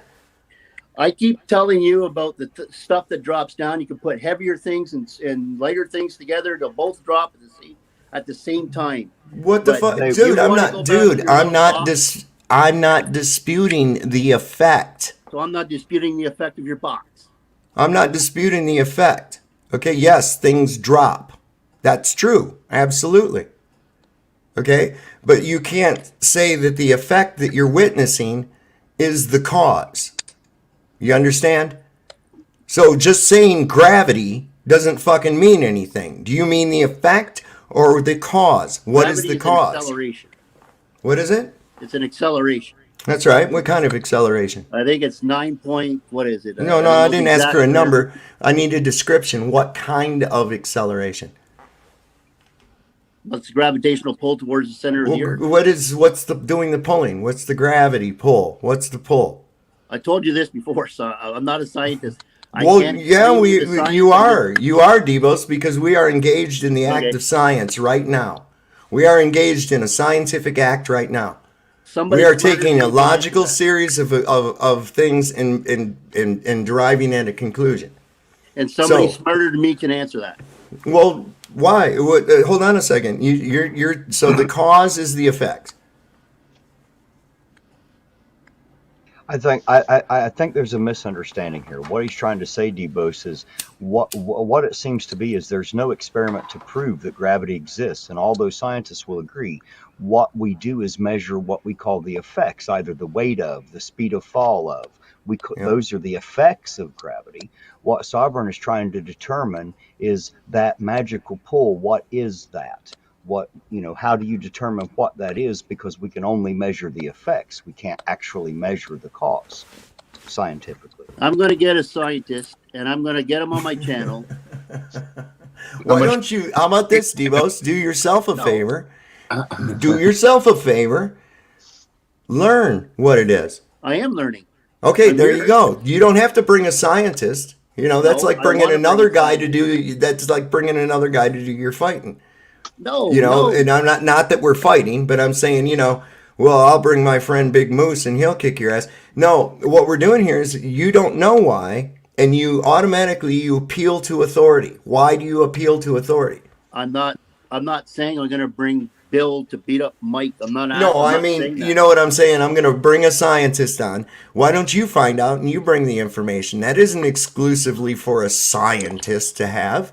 You can have that knowledge too. Start. Right. Scientists would be able to explain things a lot better. I can't. People who are reading stuff. Hey, Sovereign, can we do an experiment with this channel? What's that? Can we do that? Can we start at square one? Will you take us through it? Will you, if there's video you want to show us to prove this, that, or the other, can we do that? Can we do it maybe in a series? Can we do it to where like, somebody like me or Debos who doesn't quite understand what flat earth means, how space could not possibly exist, all these questions that we have, if you have proof of that, can you present that? And then maybe in antithesis to that, in a more structured way, we can present one side and then the other side and maybe make a determination. The problem you run into a lot of times with this is when the cog disc starts kicking in, it's hard to keep people on one track, okay? Because they immediately go, well, what about tides? And what about seasons? And what about compasses? And what about... And like 5 or 6 different fucking questions, like you're supposed to just rattle off a goddamn answer. Well, and it's like, well, wait a second. I'm saying don't have a whole panel full of people. Have like maybe me and you and maybe one other person to offer the opposite side. That way we can decide time. We can take a look at one thing fully and then we can take a look at the opposite fully, rather than having 1,000 people asking 100 questions at the same time because nobody understands what we're talking about. Do you understand what I'm saying? Yeah, I do. I'm gonna save you some time on that with it, Devos, because the top scientists will tell you they don't really know what it is. No, I agree. But what I'm saying... So now what the problem is, and then I'll let you go with it. Now the problem with that is now you're trying to assume the effect is the cause and then place that cause. This is how the trickery is done. You assume that the effect is the cause and that's okay, and then they ascribe that effect without really knowing the cause to other objects they see. Do you see how ludicrous that is? Because if you don't know what's causing it, how can you actually say that that's what's happening? You can't.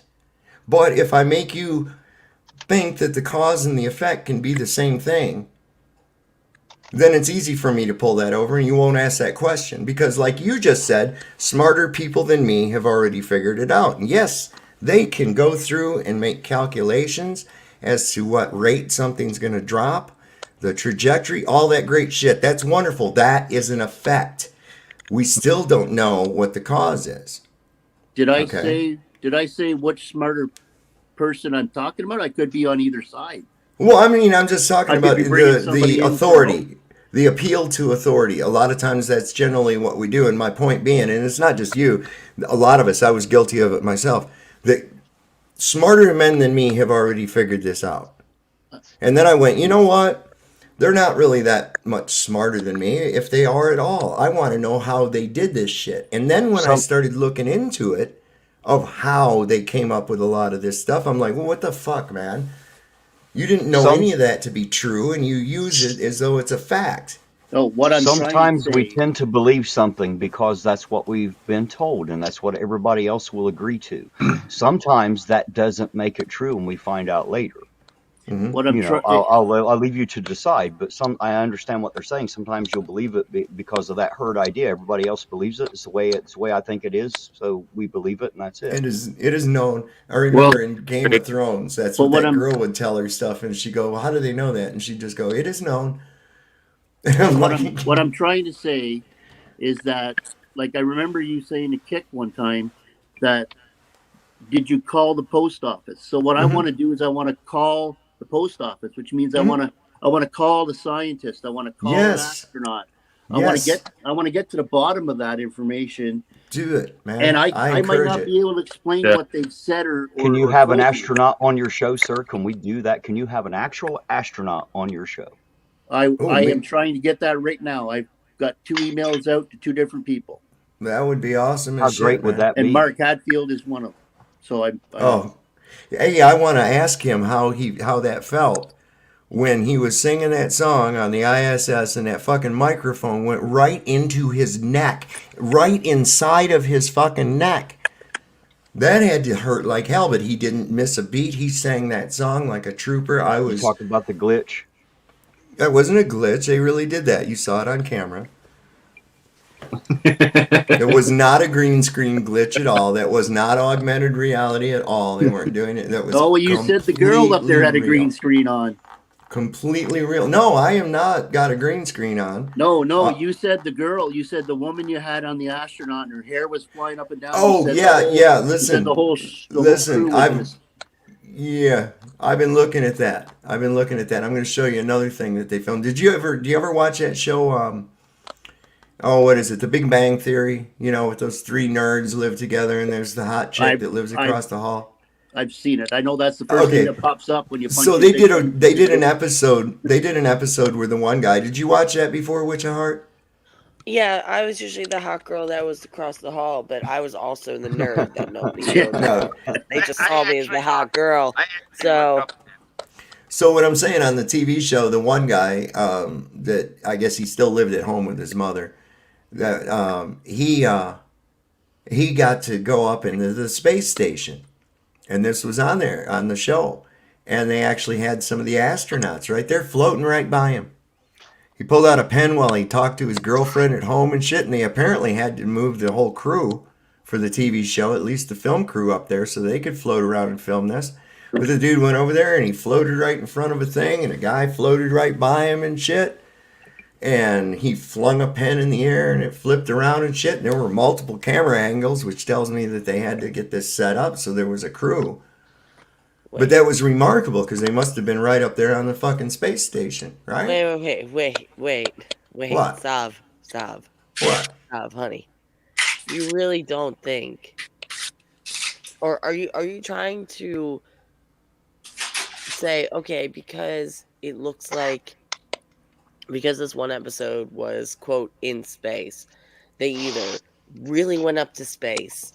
Well, yeah, of course they had to have. They couldn't fake something that good.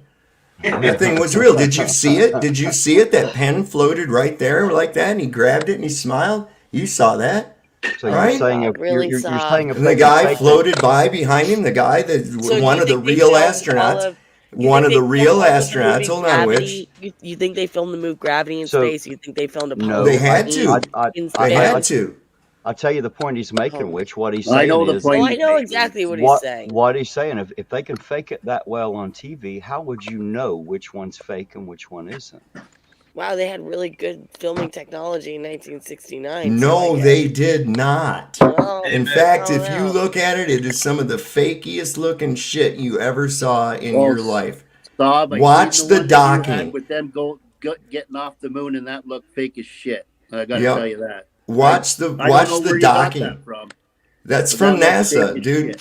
Devos, you got to see the docking. You got to see where they dock that thing up. This thing was somehow able to come up like this and then go and stopped like that. And I mean, it was incredible, the fucking things. And you can tell it was good at the time. But from what we've seen that's been put out by fucking Pixar, what's been put out by Steven Spielberg, what's been put out by George Lucas, and then you go back and you look at the shit that they was put out from that, and you're like, that's not even halfway fucking good. Dude, I saw one where there was they actually, it was funny as shit. Here's the shuttle bays of the space shuttle open up, and this satellite comes whirling out, and if you look real carefully, you see a dude standing there right behind the back of the space shuttle, his whole face and head. It's a model. You're not trying to say that's camera fakery, are you, sir? Well, you tell me what it is, man. Hey, Ironton, if you go on my channel, you got to build me up like this too, eh? No, I'm saying, I tell you what, you see me go do Leducator, right? And I've always I got his back. know. I'm just teasing. You see me come here and do Sovereign, and I've always got his back. Devos, I'll always have your back, sir. I promise you. I'm just teasing. Let me see if this is that was the but eagle Saab, docking. Let me get back to the part where, like, if you go to a launch, you see it take off, right? You see the actual. Have you ever been to a launch? Have you been to a launch? For somebody who has been to a launch, you see the thing take off. Mm-hmm. How close were you? And it goes up into the sky. Where does it go from there? Hang on a second. Austin, you want that one? All rockets leave from the peninsula of Florida, and they all go into the Bermuda Triangle. None of them leave from Texas. None of them leave from Los Angeles. They don't leave from anywhere else. They all leave from the peninsula of Florida. All of them. That's where it's warmer. 100%. Yeah, we can go with the warmer thing. We don't fly rockets out of Canada. What's the triangle? What's the Bermuda Triangle? Well, my brother's been through it many times, That's where they scare us away from going there, and they say, "Why there? You go in a ship." I just want to know where the rocket goes. Leaves the air. They go into the ocean, bro. They go into the ocean. Somebody's got to go and pick that up then. Yeah. So nobody's talking about how fake this is, but yet we got all these people working against it. We got somebody going to that's in the We got somebody going to where it landed. Yep, exactly. There's a lot more people, and none of these people are talking. Yep, exactly. No, they all got paid off, Debo. Well, some do. There's a lot more people involved. Some people do talk. There's a lot more people involved. Yeah, and those people get killed. So there's a lot more people involved than you think there is. Oh my God! I wish I had the strength for this conversation. I know. I gotta go too. That's what the Bermuda Triangle is, and that's why all rockets leave out of Florida. Where do you think they go? Hold on. Let me ask you. Where do you think they go, Witch? They go up into space. Really? Why do they arc over? Why do they arc over? It's real. It's real. Where do all rockets in the entire world leave out of? They leave from where? They I looked for your Big Bang Theory, though, but to say that we didn't go into space or the world is round based on it sounds like you're basing it on a TV show. It's like that'd be like thinking that the Dukes of Hazzard, the General Lee, actually lasted 8 episodes in one car, just jumped every one of those things every day on a daily basis. If they made a car that tough, it'd be the greatest car in the world. There wouldn't be no damn Dodge. I want one, that's for sure. I want one. I want. If I was going to have a General Lee, I'd want that fake General Lee that's made by a Ford LTD, because that's what that is at the Cooter's garage. Because my the suspension modern would be in much better shape. I want a car that can jump with no ramp. Yeah, exactly. And I mean, to be honest with you, a modern Toyota Corolla could destroy a Dodge Charger, that old Dodge Charger in a race. Because the old Dodge Charger was just basically a 318 with an automatic transmission with a pile of shit. I mean, let's face it. I mean, if anybody on this panel will tell me a carbureted V8 is a better engine than a modern multi-port fuel-injected 4-cylinder even, then I want what they're smoking in their bowl. I do have a question. Okay, I might have an answer. Well, two things. It's actually for Austin. Second thing, it has nothing to do with what we've been talking about. Well, that's okay. We got to talking about fucking rust-proofing your that's car. That's what I'm saying. Like, it has nothing to do with the cars and stuff. It was kind of to do with what we were talking about. Yeah, that's now, what I'd like Austin, to be you back have to at. excuse me because it's almost 3 a.m. here. I'm sick as a fucking dog. And I can barely breathe. So you'll have to excuse my my voice sounds a little delirious. You're good. So when you had asked, when we had asked you, or when Debos had asked you where we are, and you said you don't know, I give you props for not trying to make up something to say this is where we are. You just flat out say you don't know. Here comes the butt. Here comes the butt. There is a butt. There is a butt. There is a butt. In my case, it's a big butt. But there's a butt. Yeah. I like big butts and I cannot lie. If you don't know per se, but you know what it's not. Exactly. Correct. Mm-hmm. Correct. Okay. Correct. Okay. Even though, like, okay, because to me, it's sort of like the conversation about if God exists. You don't really know because there's not really full-on proof that he does. Well, again, it's subjective. You'd have to go. Right. Okay. What would you consider proof? In my opinion, I guess for me it would be on a more physical. Right. Well, I mean, are you looking for an angry man in the sky with a robe, or you got a pantheistic view of it? Is that the end of your question? No. So, like I said, you gotta bear with me. Mm-hmm. There's been so much, I guess, quote, evidence of the fact that there is space. More so than evidence. Wait. Hold on. I don't understand what specs are. Specs? What's specs? Space. I'm sorry, space. Oh, space. Okay. Well, there is none. So I have to stop you right there. There is none. There is no evidence that space is real. I can't go past that point. Because you say it's fake. Yep. With no proof whatsoever.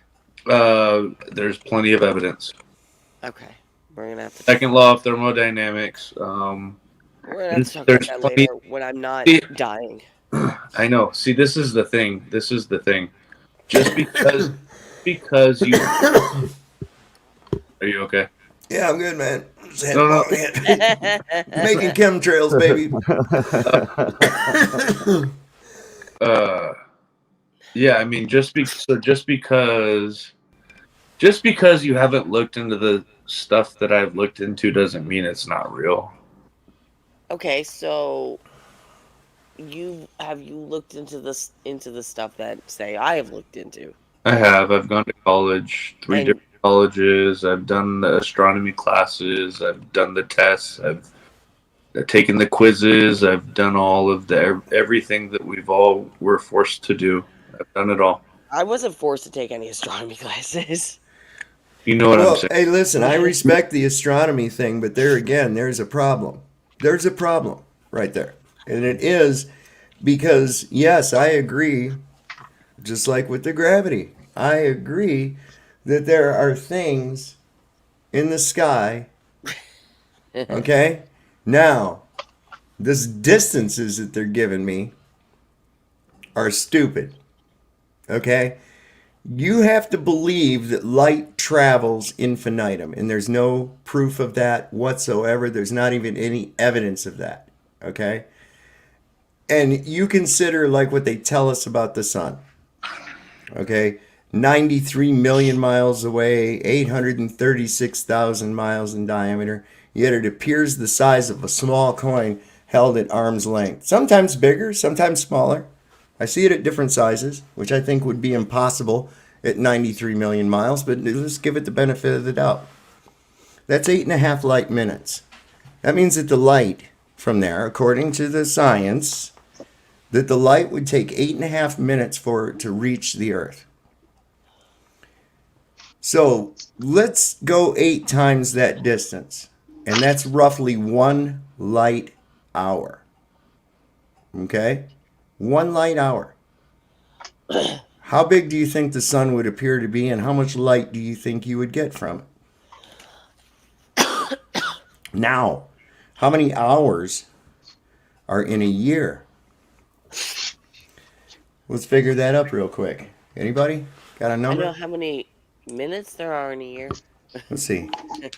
So let's see, 24 hours in a day times 365. We're going to say there's 8,760 times that. So now we moved it 1 light hour by moving it 6 times the distance. I've done all that. Now we have to move it 8,760 times that distance in order to be at 1 light year. Now, how big is the sun to you? Oh. You wouldn't even see it. It's impossible for your angular resolution of your eyesight to detect it. Okay? So they want to tell you that this light travels and the light you're seeing is from some billion years ago or some other dumb shit like that. And the reality of it is that light, it gets weaker the further it goes. It's only as bright as the energy source that provides it. Now, given all that aside, we both agree that we see these objects in the sky. They tell me that they're an impossible distance away from me. I don't believe they are. I think it works much more like how a planetarium does. Okay? In the planetarium, we go ahead and we move the stars, and we show the different seasons and from different locations and the like. The majority of us have probably been inside one. We know it to be a domed structure that we go inside of. And they project this up onto the ceiling. And it's pretty fucking cool. It's very accurate. In fact, you could actually go in there and measure the angle between stars and shit and find out that they're right. They're right. Does that mean that they're light years away? No, it doesn't. They're real close, but they appear to you in the planetarium to be way farther than what they actually are. Okay? So I have to consider the impossibility of, as Austin brought up, the breaking of the second rule of thermodynamics. Okay, which would first off indicate the impossibility of it, but then we have to consider some of the things that they say they're putting up there. Okay? We know what happens to something has air inside of it when you decrease the pressure on the outside of it. It swells up. That air inside there wants to escape and equalize with the surrounding pressure outside. So you mean to tell me these guys are in these suits? And they're not blowed up like a fucking Stay Puft marshmallow. What is the law of thermodynamics? Okay, the nature abhors a vacuum, basically, in a nutshell. You cannot have you ever seen a weather balloon go up? When it gets so high, it begins to swell. It swells to the point that it pops. That's what causes a weather balloon to break eventually, and it will fall. Everything seeks equilibrium. The pressure wants to equalize. So if the outside containment is not strong enough, it will break. So you have to have containment in order to have a pressure system. So any kind of a gas pressure system, in fact, the word pressure uses the word press within it because it means the same thing, to press. So what would be pressing on the very outer layer of the atmosphere? What would be pressing on it to cause any pressure whatsoever? Space? You couldn't have it. And there again, it brings me back to the experiment with the box inside the vacuum chamber. We remove the lid from the box, the air should remain in the box. But it won't. If gravity holds air, it should remain there. Now we're dealing with a hell of a lot less volume than what we've got given the entire atmosphere, but for the sake of demonstrational purposes, that air is the same air that we're saying is being held here by the gravity, right? So if we open that box inside the vacuum chamber, it stands to reason that gravity should hold it down in that box and keep it contained. But it doesn't. Hey, Witch. Yes, dear. Do you understand that? I'm trying to be nice. Do you understand that Sovereign just explained physics and not his own ideology or belief? Honestly, I'm going in and out of consciousness at this point. No. I know, No. but yeah. Well, basically, what I explained to you that there is a law of physics that cannot be broken. It's Well, is it a law of intrinsic. physics or thermodynamics? Well, Are the two different thermodynamics things? is That's a a law of physics. physics. That's a law of physics. Fluid dynamics. It's all related. It's all related. But it tells us right there that's actual fucking science right there. So, and there's the experiment. If this is so, this should be so. And we found out that the experiment shows that that is not so. So it has to be something else. It has to be something else than the effect that they call gravity. Elsewise, the air would stay inside the open box. So now that brings us to, well, we have to rule that out. So what does that leave us with? That there must be some sort of containment, or that what's beyond our sky, what's beyond our atmosphere, is not a vacuum. That's the only other explanation. That, or there's containment. So what is it? We've just determined that it can't be a zero pressure system. So there either has to be containment. You see where I'm going at with that? What do we got? Another Mr. B? How do I have two Mr. Bs? One of them is the Mr. Period One of them's the B. smart Mr. B. Oh, this No, I'm just Mr. B. What's up, Mr. B? I'm the dumbass, Mr. B. How you doing, Mr. B? Dumbass Mr. B. No shit. Mr. B. No shit. There's Mr. level. B, oh no. How you Shit. doing, Rich? I'm still working on your drawing. Oh, thanks. Appreciate it. So he says it might be physics, but not gravity. It wants to regulate. Well, that's what we're told is that it's fucking gravity, man. It's holding it there. Otherwise, it can't be there. Hey, There Dave. has to be something that holds it, and it can't be gravity because we just determined it isn't gravity. I Well, get who up. determined you? Or I mean, Nature determined that. We just proved that nature will determine that. Oh, we got. but let me ask you something, Sovereign. Do you believe there's a God? Don't you? Some people. I'm just curious. I believe there's a creator. A creator. If there is a creator that can create the ultimate human being and this planet, flat, round, whatever you want to call it, Then what who makes you created- think he wouldn't? What makes you think he could not create a globe to hold the water into place? What makes you think he don't have that kind of power too? Because if he can create all this, why couldn't he create a globe that you claim does not exist? Well, it doesn't say he did that. If you want to go that way, it doesn't say he did that at all. Did it? It didn't say he didn't either. Yeah, it does. No, it don't. It didn't Yes, say it does. create Go a to flat Genesis. Earth. Go to Genesis and read it. Go to- It don't say it create a flat Earth. The word flat What's it or say? globe What's it does say? not What say. is it? What does it Don't say, say Mr. either B? one. The waters. It The doesn't waters above. The waters above and the waters below. Mm-hmm. You do know that God the split Bible is the not a land. scientific textbook, God, right? the Creator split the land from the waters above and the waters below. You know the Yeah, Bible but it is don't not say a flat scientific or round. textbook, You can right? No, but he's the one that brought it into it. You want to bring that into it? We'll go with that. I mean, You can't. I'm not claiming that the Bible is any kind of an evidence, but if you're going to go that way, I don't know.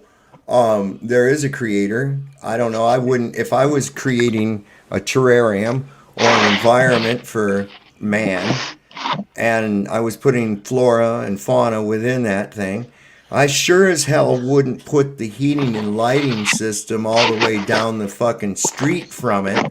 I would put it within the fucking terrarium. I would put it within the system. I sure as hell wouldn't put it all the way down the fucking road. That's stupid. Why would I? So are you saying 300 million miles is too far away? Yeah, 300 million, 93 million, and a million. I mean, do these distances even really fucking exist? But if yeah, I mean, they're just numbers. They're just numbers. Do they really fucking exist? And if they do, prove it. You know, that's the point right there. You want to tell me that some object's up in the sky and you're going to just jump and say parallax or gravity or fucking refraction. No, you have to have a known value. Other than that, all you know is you see a fucking light in the sky. That's it. Did you hear the thought experiment, Mr. B? No, I did not. I just jumped on because I wanted to talk about second law. But what was I was actually sleeping and I got up and tuned in, and Dave was The being Energizer Bunny Dave was was on being it. Dave was being grouchy, and I thought this is Hey, Dave, can you explain that thought experiment one more time, so that because I would like to hear Mr. B speak on Okay, that. you're talking about with the vacuum chamber in the box, right? Yes. Okay. Please. So we're told that the gravity is held to the Earth or that the atmosphere is held to the Earth by gravity. Okay. So if this is true, I should be able to take a box, seal it, and let's suppose we got a little remote control that opens the box. We're going to stop the picayunes in the chat right off the bat. So we somehow work this thing out so it can open with a remote control. We put it inside of a vacuum chamber. We reduce the pressure in the chamber to near zero as we can get it. Okay? Then we open the sealed box. Now, if gravity holds air to the Earth, the same gravity should hold that same air inside the box. Yet, it succumbs to the second rule of thermodynamics and equalizes with the surrounding lesser pressure. Okay, I know what you're saying, and first off, I don't think you really know what the second law of thermodynamics is. It's where you cannot have a vacuum without containment. You cannot have a gas pressure system next to a lesser pressure system without containment. Okay, I'm sending you back to remedial physics because that's not the second law. All right, well, what is it? Which one is it then? Is it the first? Well, okay, do you know the first law? No, it's what the transfer of heat. Anyway, what I want to get at here. Well, this stuff is important because. Well, I know it's important. Answer the thought experiment though. Will the air stay in the box because of gravity? No, but no. Okay, so the air won't stay in the box because of gravity. Wait a second. You got to lead through the series. Okay, so if the air doesn't stay in the box because of gravity, and it's the same air that was being held to the Earth by gravity, why does in that small void of lack of pressure does it succumb to that equalization process, but a much larger version of the same thing doesn't? Well, in physics, we learned about what's called the kinetic theory of gases. Mm-hmm. And gases have energy because of the temperature that they're at. Mm-hmm. The higher the temperature, the more energetic they are. Mm-hmm. Okay, and so that energy is enough to overcome the effect of gravity on a single molecule, and that's why it escapes the box. That's just a local environment. But when you take the entire weight, wait, hold on a second. Say that again. I'm sorry, that just flew over me. Like I'm like, what? You're saying that it's not the process of equalization it's that's not occurring. The second law. The second law is the first law is energy cannot be created or destroyed, only changed in form. Okay. All right. The second law is that heat flows from higher to lower temperatures. Mm-hmm. All right. And then you have a third law, which deals with entropy, which I don't want to get into tonight. Okay. So the question is this, regardless of that, the question is this: why did not the same gravity hold the same air in the box? And because it was the atoms? It wasn't because there was equalization? I don't know why we're doing this, putting it in the box. And well, I'll tell you why. Because it's to prove that you cannot have a high pressure system within a low pressure system without containment. Okay. And before you go to gradients, I've used the example now 3 times on this broadcast tonight, but we're going on several hours. Inside of a propane gas tank, okay, you have a gradient, but the entire thing has an overall pressure system. And the lesser density, okay, which is lesser pressure, is at the top of that tank. Whereas at the very bottom is the densest, which is the liquid propane. As soon as I breach the containment, equalization occurs. Okay? What gravity was doing inside the tank is no longer working anymore.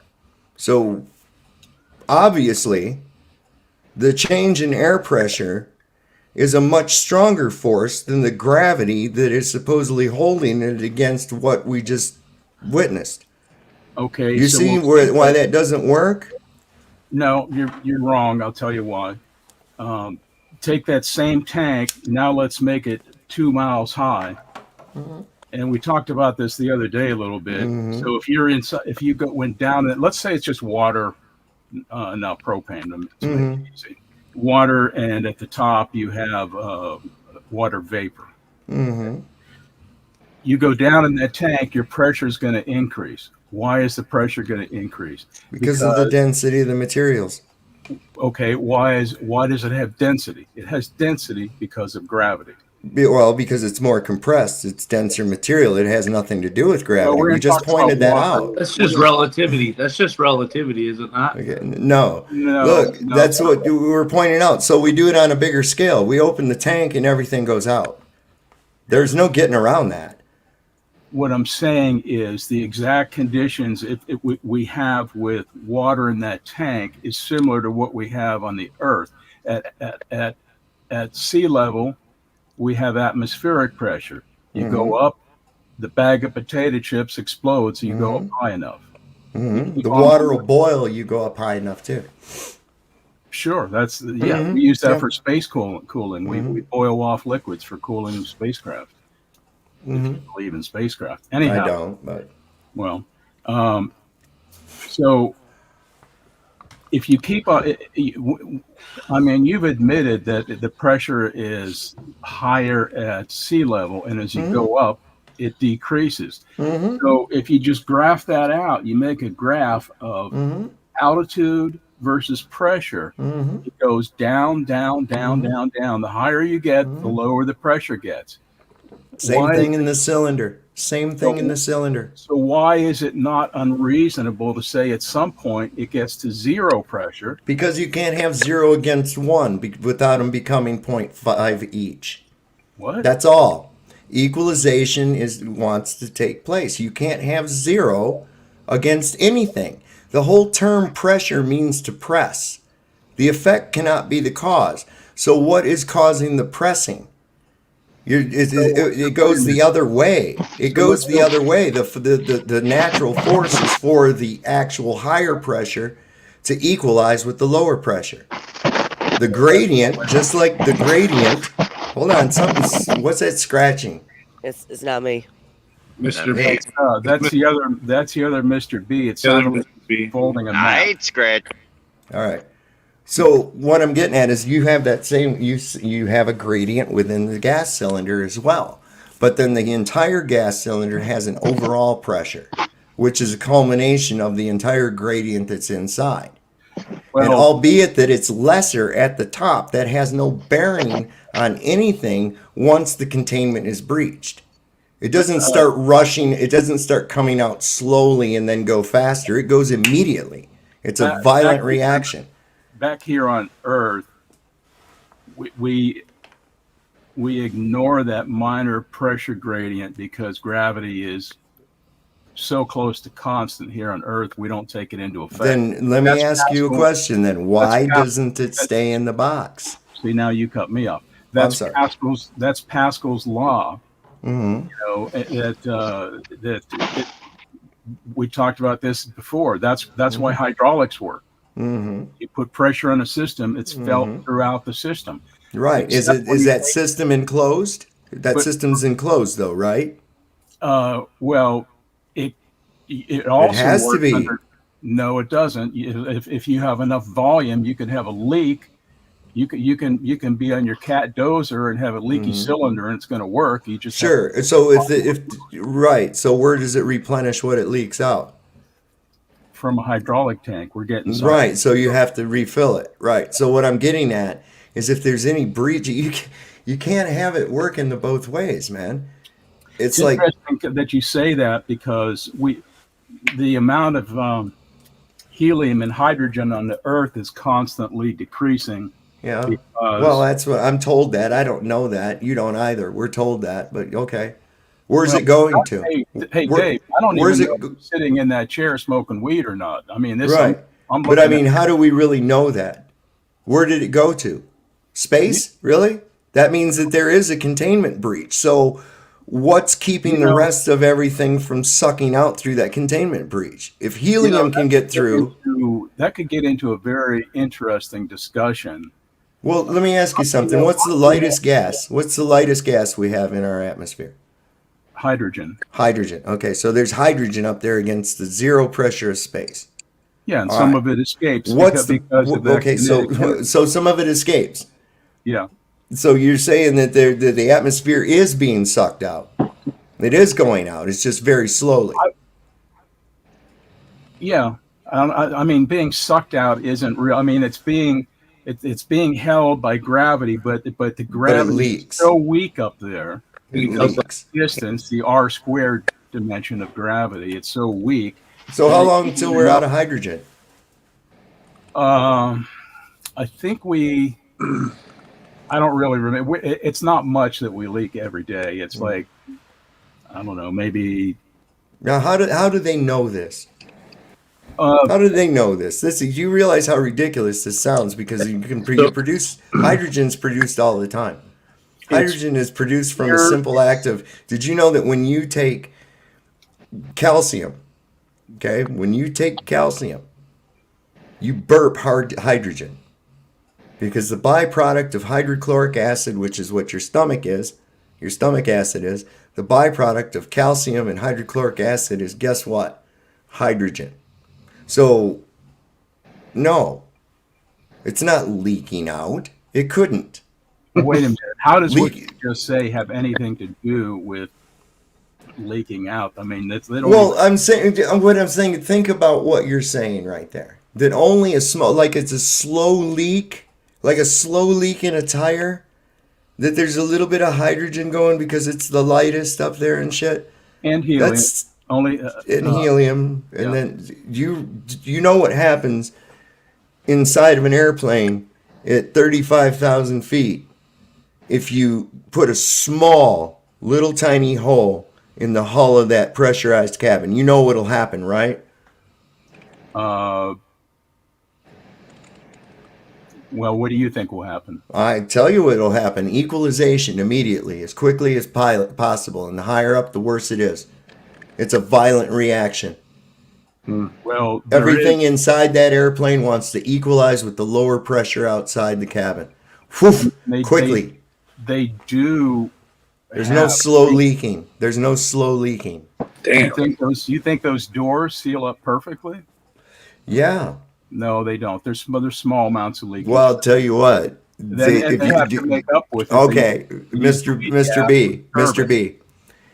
If a hole, say something as small as a .38 caliber pistol, shot a hole through the side of an airliner cabin while it was flying at 40,000 feet, what do you think would happen? It would depend on the size of the hole. I don't know. A .38 caliber is approximately 3/8 of an inch in diameter. Okay, that's why it's called 38. 375 is 3/8 of an inch. Those engines are they're taking bleed gas off those engines and feeding it into the cabin through a control system. And I don't know what the makeup. I don't know how much they can make up per hour or per minute with that. But they give. Don't they? Let me tell you what happened when one window broke on one, and this wasn't too long ago. It was captured on cell phone tape. On cell phone video. The window on one of these airliners broke. And the person sitting right by the window got sucked out the fucking window.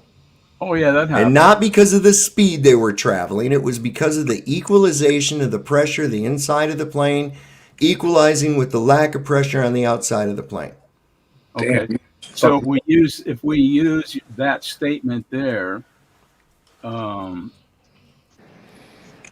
we expand the size of that fuselage to cover this dome of the Earth. It doesn't matter how big it is. It doesn't matter. You still are going to succumb to the same laws of pressure. It's going to go like that. It matters tremendously because the bigger the square surface of that tank is, the thicker the material would have to be to contain it. And no, wait a second. Is there pressure at all against the line where space is at? Is there any pressure there at all? I say that's almost zero, but okay, well, still, it's in the positive range at all. Well, even in deep space, you have a very, very, very small positive. Is pressure. The outer layer of our atmosphere of a higher fucking pressure than that which is beyond it or not? I don't know what you're getting mad for. It's well, because you try to circumvent and go around to other shit. No, it's a gradient. It gets lower. It doesn't matter if it's a gradient. It's a gradient inside of a fucking propane tank too. Okay, we live in a propane tank. Well, no, you don't live in a propane tank, but the same fucking fundamental laws apply. You have a gradient within the fucking propane tank with an overall pressure of the system. We have a gradient within the system of the Earth that has an overall pressure as well. Do I know what that is? No, I don't have the gauge to it. Okay? But you cannot have any pressure at all next to a lesser pressure without containment. It's not going to happen. Ever. I don't care how big it is. That only means that a small rupture is going to be even more violent. It's going to be even more catastrophic. If you take a bucket of water and you take a bucket, tie it to a rope, fill it with water, and you get that thing swinging, and you're swinging it fast enough that it's almost horizontal. Okay, can you still hold water in that bucket while you're swinging it? Sure, you can, because it has a bottom on it. Because turn the bucket over. Turn the bucket so the open side is away from the point of swing. Now hold the water in it. Yeah, except we can't turn gravity over. It's only one dimension. So you're saying the point is that there is a force holding that fluid from falling out of the bucket, and that it's called centrifugal force. How is centrifugal force throws things away from the center of rotation? It doesn't draw it toward it. It's called centripetal force. Yes, it's the opposite of centrifugal force. So where's the centripetal force coming from? All right, I'm not going to argue that again. But the thing is, because there is no argument. The point it's ridiculous. Swing water around in a bucket. There you go. That's gravity. No, I didn't say it was gravity. It's artificial gravity. No, the bucket is containment, though. But the bucket is containment. What I'm saying is the bottom of the bucket is contained. The top is not contained. That's right. The water stays in the bucket because there is a force acting on that water.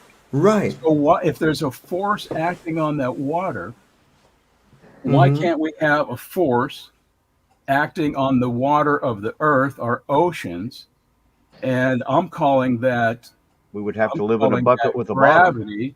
In your world, you would call that your electrostatic theory of gravity. Well, that would work, Mr. B, if you were inside of the ball. If you were inside the ball, maybe you could get that to happen.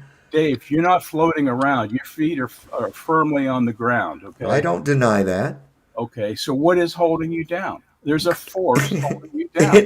Yes, there is. I think it's electrostatic. Why can't that same electrostatic that's operating on all the molecules and atoms in your body, why can't that same force act on molecules of air? It does. That's what's going to does. It does, but it's not a force called gravity. And the way it works is because call it whatever you want. I'm sorry I interrupted you. Call it whatever you want, but do you admit the same force that's holding you to the Earth should apply to anything?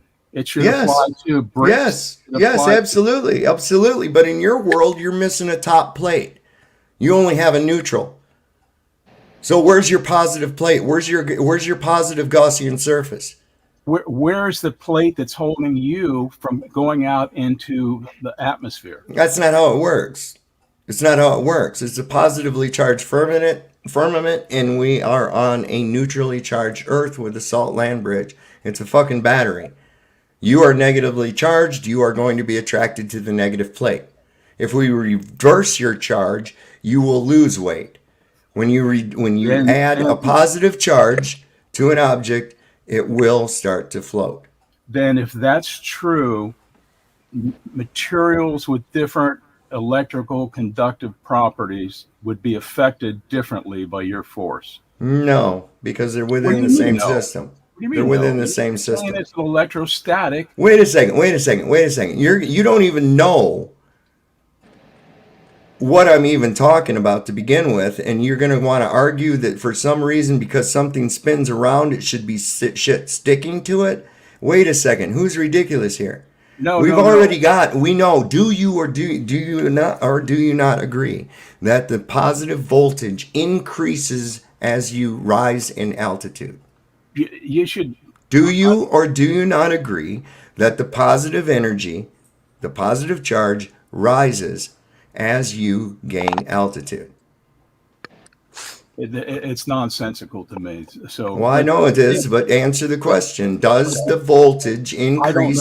I don't yes. know. Okay. Well, the answer is yes, and this is provable. Government documents, anything you want to look at. In fact, they call an upper layer up there the ionosphere. What is an ion? That's positive charge. We've talked. So, that being said, no, I make arguments simpler, not more complex. Well, I'm not making it complicated. You're making it complicated by not actually listening to what we're talking about. No, I'm listening to pretty much every word you say. All right. Some of them I'm not understanding. There's the communication, but I'm listening. Well, it's because you're too busy trying to refute what I'm telling you.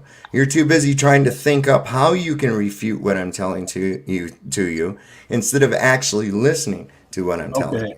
All right. Okay. So, I mean, fair enough, right? Instead of refuting, Dave, you can continue believing that the second law of thermodynamics means that nature abhors a vacuum, and I'm going to continue to believe the real second law of thermodynamics. Well, that's all well and good. Can you get around the fact that you can't have a fucking atmosphere without containment? Yes, I can. How? Because of gravity. Okay, what is gravity? What is gravity?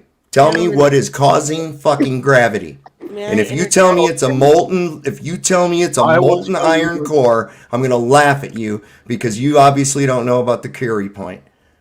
I used to know about the Curie point. That's where magnetism stops, right? That's right. It's about 500 fucking degrees. That's going back 30 years. Yeah. Okay, and how hot is that molten core? Do you want me to answer the question on what gravity is? Yeah, I'd love to know. Okay. Don't tell me the effect. I want to know what it is. What's causing it? Intrigue us. I'm going to have to insist that you apply your seatbelt first. Okay. Gravity. Up and ready, sir. Gravity is distortion in space and time. Fuck me. Go ahead. I'm listening. I'm set for takeoff. Here's some more unprovable theoretical shit, but go ahead. I got you. It's proven. Gravity Probe B pretty much proved it. What? Gravity Probe B? Is this another one of your magic garbage cans that they send out into space? It is for those of us who do a lot of reading on science and believe in this type of stuff, and dig into the books. You don't even have to use a book. You can go look up the I think it was John Hopkins that built that satellite, and you can learn all about it and what it took to get there and what they were going to try and prove and how it took them basically 40 years from the concept of this experiment to get to build instruments good enough to measure this.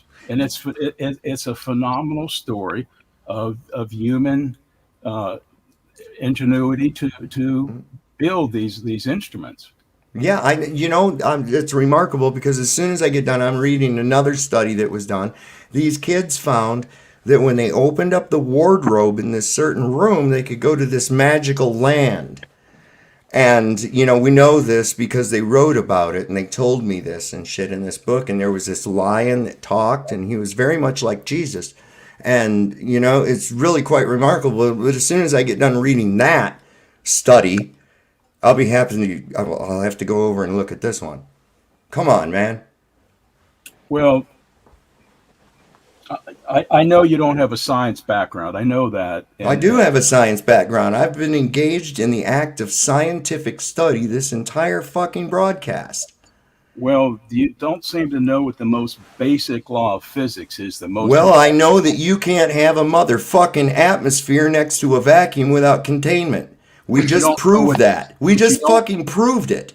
But you don't know what the second law of thermodynamics. Well, all right. We'll just go with that. I don't know that. But you know what? We also know that we proved through a scientific method of deductive reasoning that you cannot have a fucking box of pressure without a lid on it. But right? Don't take this the wrong way. If you understood the second law, you would understand. Is it going to make it so that I can have an atmosphere in a vacuum? It's going to make you so you understand how life exists on this planet. Because on what? On the smaller part of a larger planet. Yes, I think that's a viable theory. There. How we have Absolutely. How we have a sun that transfers heat to us, and that transfer of heat to. Well, how far away is the sun? I'm not going to argue this. Well, I'm just serious. How far away? I mean, it would matter, wouldn't it? It's 93 million miles, and I know you don't believe that. But well, it's not that I don't believe it. How do you know that? Well, let's change the subject because we. Well, no, I'm not. I'm just saying this is your story. You tell it how you think it should be. Here's what I want to say. Okay, you tell it how you think it should be. On any of this because you say, "Can you prove it?" and I say, "Can you prove it?" And we both say that, and we both can't. So it gets down to the argument is, what is reality for anyone? What is reality? Well, so what we can do is we can start to determine what it's not, right? We can actually, like, for instance, this microphone right here, I could say, okay, we want to find out what this is, right? So we know it's not a pineapple. We know it's not a fucking zebra. Okay, so we've ruled out two at least. But you don't even know that it's there. That's my point. Right. And, okay, so this is how science started. Philosophers long ago started arguing whether the reality of existence, and modern physicists are still arguing that. That's because half of them are crazy and they think they live on a ball in space. Well, there's a lot of physicists who smoke weed. Yeah, I know. I'm one of them. Actually, in a nutshell, I am, bro. He's not flat on the ground. Right now, he's floating in space because you can see it. Got his good stuff. You can see it. I'm right up here making chemtrails right now. I'm fixing to make another. I'm floating to sleep. So all right, which part? Well, thanks for coming, sweetheart. Thanks for having me. Austin, you know I love you. Love you, girl. We'll never agree, but I still love you. Huh? No, hey. No, stop it. We might agree. We might agree someday, but someday. I just want. Hey! I don't want you to be sick. I want you to get over your sickness. So. Well, here's the thing, Peter. If you can show an experiment, just like I listed out, where the air will stay in the box when you open it, then that'll prove that gravity holds air. But apparently it doesn't. Okay. Good night, gentlemen. Well, good morning, gentlemen. Good night, gentlemen. Good night, Witch. You should know that. Good night, Witch. Later. Yeah, I'll send you my number. I'll hit you up. Okay, man. Have a good night, girl. So yeah, you can't. If you can show that experiment, Peter, that would be great. I would love to see it. But as far as that's concerned, you have to understand the hoops that you have to jump through with this. Okay, we theorize that we're on this ball and all this shit is happening and we're here from gravity. We're gonna say it's some force, but we don't know what fucking causes it. Now we're gonna say the bending of space-time. Bending of space-time. That is so made up shit. Okay, bending of space time.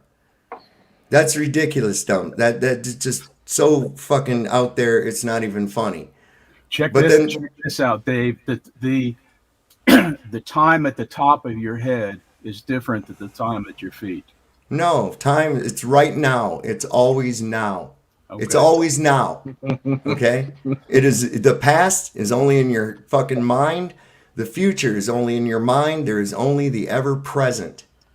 It's always now. It's always now. Not in the world of relativity. Well, I know, because that's wacky world. That's wacky world, dude. Wait. Mr. B, what do you mean? What do you mean the time at the top of his head is different at his feet? What do you mean by that? Can you explain that?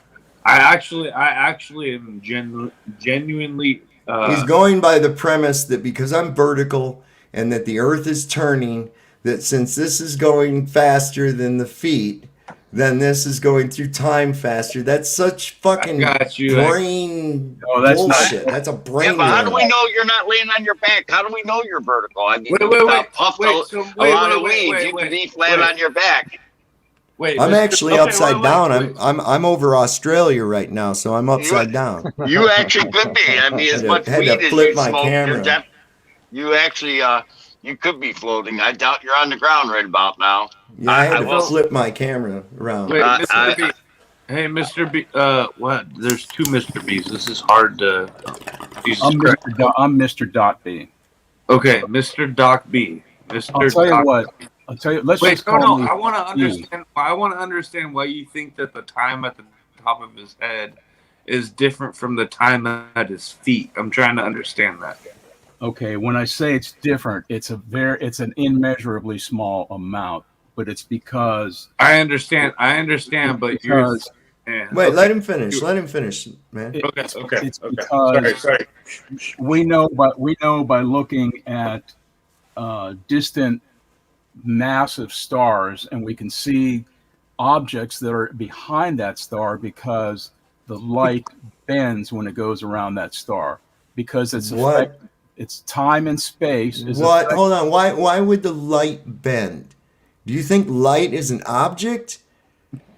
It's the light path bends. Why would it bend? Because of gravity, right? Because of gravity, yeah. Because so how do you know? Wait a second. How do you know that? Wait. Hold up. You're telling me that you can only describe an effect. You don't know the cause. Yet you can place that cause that you don't know onto objects that you can't touch, see, measure, or do any other fucking thing with. No, I'm not saying I can do that. There's people. Well, you're saying they did that. How did they do that? If they don't know what the fuck causes gravity, how can they say that a light in the sky has it? Dave, there's some really, really, really smart people out there who have invented things like cell phones. I don't care about a fucking cell phone. I want you to tell me how the motherfucker somebody can tell me that something they don't know what causes it is happening on an object that they can't see or touch. Do you really want the honest answer in my Yeah. Okay, the honest answer. I'll give you the honest answer. They made it up. Do you want my answer or not? Sure, go ahead. My answer is they can't tell you because you can't comprehend mass that's that great. You can't even comprehend the fact that the Earth is so massive that it could produce a gravity field enough to cause us. Wait. There again, another theory. You can't comprehend the scale of it. Yes, I can comprehend the scale of it, and it's unfathomable. That's the whole thing. That's the whole way it works on your mind. Now, you just said that these stars are massive, and they're huge, and they're so magnificently large. How the fuck do you know that? I'm not even going to try and explain it to you because. Well, I already know what you're going to say, red shift, blue shift, but you better catch up because that shit's out now. They're saying, oh, that's not, that doesn't work. So let me ask you, how would you possibly know the distance or size of any of these objects? I'm not even going to argue that. And why would you think that you'd be able to see them if they were that far away? I mean, that's ridiculous. no- Are you like Superman or something, and you can like you can see forever and ever and ever? You think that light just travels on and on and on and on and on and on and on? That's See- not even possible, man. And there's See, no proof of it. man, It's dumb. If you look at the history of how we got where we are today, I have. I don't think you have. Yeah, I have. If I have. you did, And that's one of the reasons. That's one of the reasons I know it's bullshit. if you had, you would absolutely know what the second law of thermodynamics is, because it's so important. You would absolutely understand relativity. Well, I'll tell you what. Here's your chance to shine. Here's your chance to shine. The final frontier. Here's your chance to shine. Okay, even though you cannot explain how our experiment doesn't work, but it does work for some reason on a larger scale against a much more immense void. Why don't you go ahead and you explain this rule of thermodynamics that I don't understand, and then tell me which one it is that tells you that you can't have a fucking atmosphere inside of a vacuum or without containment. Now, there you go. There's your chance to shine. I didn't make that claim. I didn't say the second law proves that we can. What I said is Newton's laws of gravitation prove that. The second law of thermodynamics, I'm not even going to get into how you can derive all these other gas law equations from it right now. So what would, and as we were saying, Mr. B, go ahead. I lost my train of thought. I have to be careful. I get too worked up about this, and sometimes I raise my voice a little bit. Yeah. It's easy. Sometimes people get real passionate. Sometimes people, when they can't reconcile that goes against something that goes against the core belief, it's irritating. It's like a splinter in the brain. I know. I've been there. Oh, I've been there. I can tell you what it feels like to me after being in science all my life. Right. So what's this here? And hearing what you say, it's like someone going out and smashing a Steinway piano to me. Mm-hmm. It's just it's that's the reaction that I get. Yeah, I understand. It's not reflecting an appreciation. Right. Well, listen, I have appreciation for all great works of fiction. This included. Okay. Right. However, am I going to adopt it, especially when it has so many fucking holes in it? No. You think it's all fiction, but you probably... What is this I have on the screen, Mr. B? What am I showing here? That appears to be a flat Earth with a glob of molten iron and nickel in the core. That's not flat. That's from Lord of a globe. Lord of the Rings. That's from Lord of the Rings. No, this is a globe. That's a model of the globe Earth with a cutaway portion of it. Okay, we've all seen this. This has been in our science classes and shit like that. I don't know much about geology, so... Okay, so this is what they show us, right? And we pretty much buy this. Isn't this where the molten iron core thing going around comes from, right? You're pretty much demonstrating that. I think the way they got to the molten iron core is when they did the calculations of the orbit of the Earth around the sun, and they factored in the Newton type equations. They realized that the specific gravity of the Earth had to be very high to have that type of orbit, and it couldn't be light materials. It had to be something heavy and dense. And then they also looked at how much iron there is around us in the crust, and they assumed that we had heavy metals, iron, nickel, in the core. And they assume that why? But no one's drilled down there that far. No. So I haven't.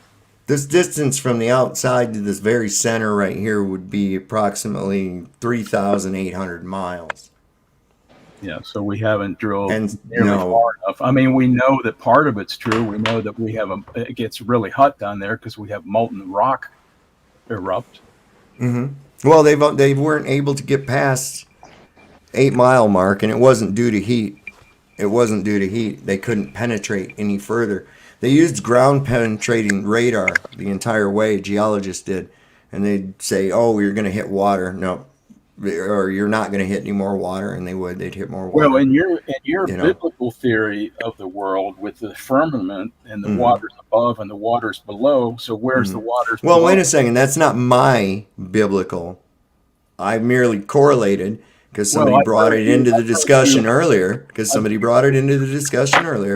me. That's what I say. Okay. I've heard Austin refer to it. Right. So That's what I say. This isn't necessarily what I adopt. You notice the unchained mind portion of my name. Yeah. Okay, so I think that a lot of the objects that I see beyond what we call the firmament appear to be cymatic and underwater, but that's another situation. Well, let me altogether. ask you then, how much of your belief is biblical? Oh, I don't know. I would say to the point where that yes, there is some kind of a barrier or a shield over top of us. The Earth does seem to be level. You can't really say flat. Is it accurate to say that you're not as biblically inclined as Austin, because your arguments, you say creator, Austin says God, I think. Right. Well, no. Hold on. I don't say God. I say creator. Okay. I say creator. If I ever did say God, I did not mean to say God. I say creator. Yeah. Because we are created. In order to be created, there has to be a creator. So we are 100% created. So I would say that there's much of the creation story that I can correlate to what I know about how the true Earth actually works. It does say in there that God created the day and the night, and it was later that He created the sun and the moon. And I do know that the sunlight and the daylight are two different things, even though the sun is responsible for the daylight is not the light from the sun. So that fits in with it, that these were put here for us. They're within the system. That corresponds as well. Now, as far as pillars and things like that, whether those are metaphors to describe that it's unmovable, that the canopy, the firmament moves around us, and there are signs for seasons and events, and which there are. Most of everyone's holidays in the world, damn near, are built off of these positions of the luminaries we see in the sky. So if you go along those lines, yeah, I would say that they both correspond together. Do I use the Bible as an authoritative source to back my argument? No. But I do like to show the coincidentals, not necessarily coincidental, but the correlation between the two and other such cosmologies of creation around the world. So this whole globe thing never even really started. The first globe wasn't even created until 1492. And they had trouble getting it to fucking take hold because they were still teaching flat Earth along with globe in the early 20th century in American schools. It wasn't until the Rockefeller School Board, the NEA, got a hold of the entire education system of the United States that the flat Earth was taken out of it. This is about the same time as the mysterious Eratosthenes shows up in textbooks, who would be a rock star in his day for figuring out supposedly what he did. Yet there's no mention of him by his contemporaries, which I think is quite odd. Well, that happens a lot. There's a lot of scientists who were thought that they were kooks, and this is 5,000 years ago, though. And then later on, we find out that they were right. There's a lot of that going on. Well, actually, if you take Eratosthenes' experiment and put it to the test, I can put a couple of beer cans on my kitchen floor and take a local light, a flashlight, and produce the exact same effect that he got. Does that mean that my kitchen floor is a fucking ball? No. I've heard that. Yeah, well, I mean, I've done it. and you can see that the results are the same. You get the same results. So And Dave, that brings me right back to that first thing. You see the sun in the sky. How the fuck do you tell how far away and how big it is? I know from our talks in the past that you used to live like 395 corridor out in California. Mm-hmm. So you must have gotten to some very nice dark sky sites out Oh there. my God, damn near every night. Beautiful. The Milky Way, you see it all the time. Yeah, beautiful. Yep. So more stars than you could possibly count. And that's Yep. Yeah. The darker your surroundings are, the more you can see up in the sky. Yep. We got places here in Virginia I can see that when it's not too humid, of course. yeah. But go ahead, Mr. B. Well, what I'm saying out there, you have pretty good seeing conditions Mhm. on that side of the mountain. So, and even better in the desert. But I'm just wondering when you look up there and you see more luminaries than you can count, what do you think they are? I don't know. There are lights in the sky, and there's a whole bunch of them. What I personally think, I think that they do have influence over this Earth. I would go as far as to say that they have sentience and that they have been held to believe that they have sentience for many, many years, for centuries, for generations going back. This is why we've given them names of people and gods and things. Yeah. And this is why the astrology, and we're not talking about, I'm talking about the ones like millionaires use that actually do an astrologer chart based on this shit, that there is influence, there is energy. You can look at each and every one of these stars and they put out a different frequency, like a different cymatic. They're beautiful, especially when you zoom in on them. They're just fucking gorgeous. And definitely not some ball of fucking burning gas billions of miles away. Now, what exactly are they and what is causing them? I don't know. I have no idea. I can't get up there. I can't touch them. Nobody can. Well, We don't know. But I to saw how assume that because I don't know what they are, to assume, well, they must be right. It's light that's coming to me from so far away that I can't even fathom it, because after all, light travels forever and ever and ever and ever. That's No, I didn't ridiculous. fault you for saying you didn't know. I mean, that to me, that's a sign of intelligence, saying that you don't know. I mean, I can speculate, and I do. You got to think. I used to think, like when I was a ball earther, I used to think that they were billions of miles away and all this other fucking bullshit. And I was like going, all this astrology shit's bullshit. How could something that far away have any influence on me or my world that could be not even detectable from where they're at? That kind of thing. And then I found out, I'm like, oh no, they're much closer. They do have influence. Well, They we have do. we have a beautifully simple equation that describes it all. It does, but they still can't, that distance. You got problems with that because we have that inverse loss of light So square law of light. So, It's so when you were out in those clear seeing conditions and saw the Mhm. beautiful milky, I mean, it looks like someone took a bucket of white paint and splashed it. Dude, I thought the first time I saw it, when I first got out to California, I'd never seen the Milky Way really before, just Yeah. kind of faintly. Right. And when I first looked up at the sky, I was like, God damn, look at all those stars. I can't believe it. I can't wait till that cloud goes by so I can see the rest of them. Yeah. And then I realized that cloud that I wanted to go by so I could see the rest of them was the Milky Way. Yeah.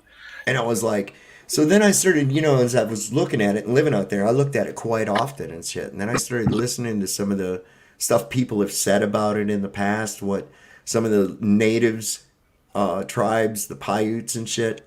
And some of them, they're saying, this is a tear in the dome. This was a tear in the dome. And I'm like, what? What are they talking about? And somebody else, another culture talking about somebody else made a rip in the sky and it caused a great flood. And I'm like, oh my God, wait a second. We're tying in like the same story through different cultures. What's happening here? One of those things. But Well, here's a rhetorical question. Did you ever smoke any weed looking at all that stuff up there? Oh yeah, yeah, all the time. I was a grower out there. Fuck yes. The rule I had at my house is that all things that we must begin with a bong hit. Cheers, bro. So when you had the chance out there, did you ever look in it with a telescope or binoculars up there? Yeah, man. And you know what I found to be strange? That if they were really as far away as I'm told, they should not have appeared any bigger at all in my field of view with the optics.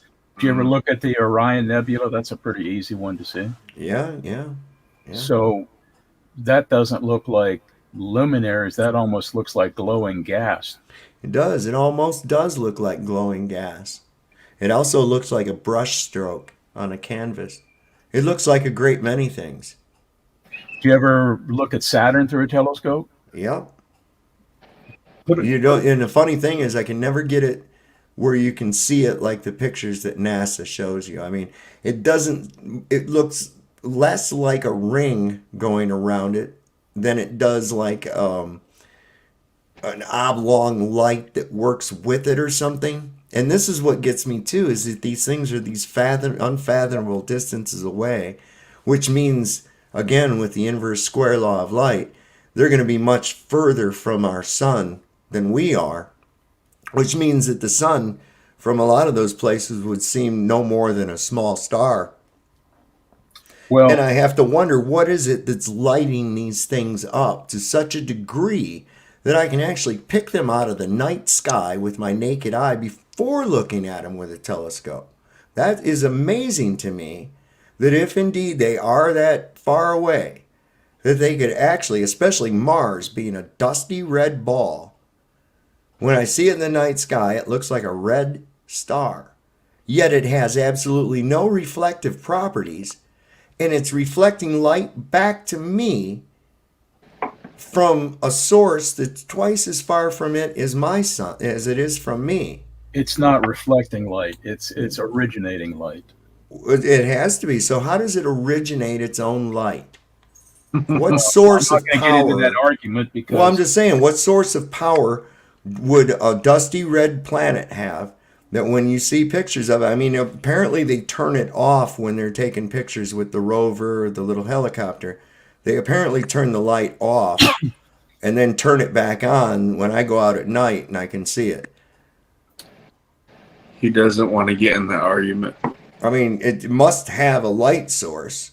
And if it's not the sun, that means it's its own light source. Where is Mars getting its energy of light from? What is that happening? Well, I'm not talking about Mars, but the stars are essentially the burning of hydrogen into helium. And how do you know that? I'm not going to. That's what they told us. You don't. It's easy. It's easy enough to say you don't. You were told that. You don't know that, right? My answer, I do know, but my answer is if we can't even agree on something as simple as gravity, weight equals mg, gravitational force is. Well, wait, no, I agree. Your predictions of an effect are right on. Yes, I agree. Those predictions of an effect are right on. We need a cause. Before we can ascribe that effect to other objects that we cannot physically measure in any way, shape, or form, we have to understand what it is and why it's occurring in order for it to be able to place those qualities on objects that we don't know anything about.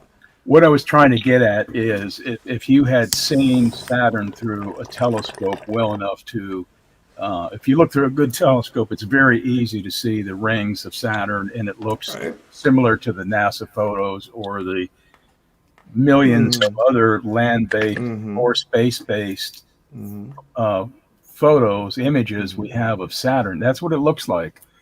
And I mean, I didn't go to a computer to see that. I looked it through an optical instrument. Right. You got a good view of it. Wonderful. That's cool. Now what? And my answer, my question is to you: do you believe that is a sphere?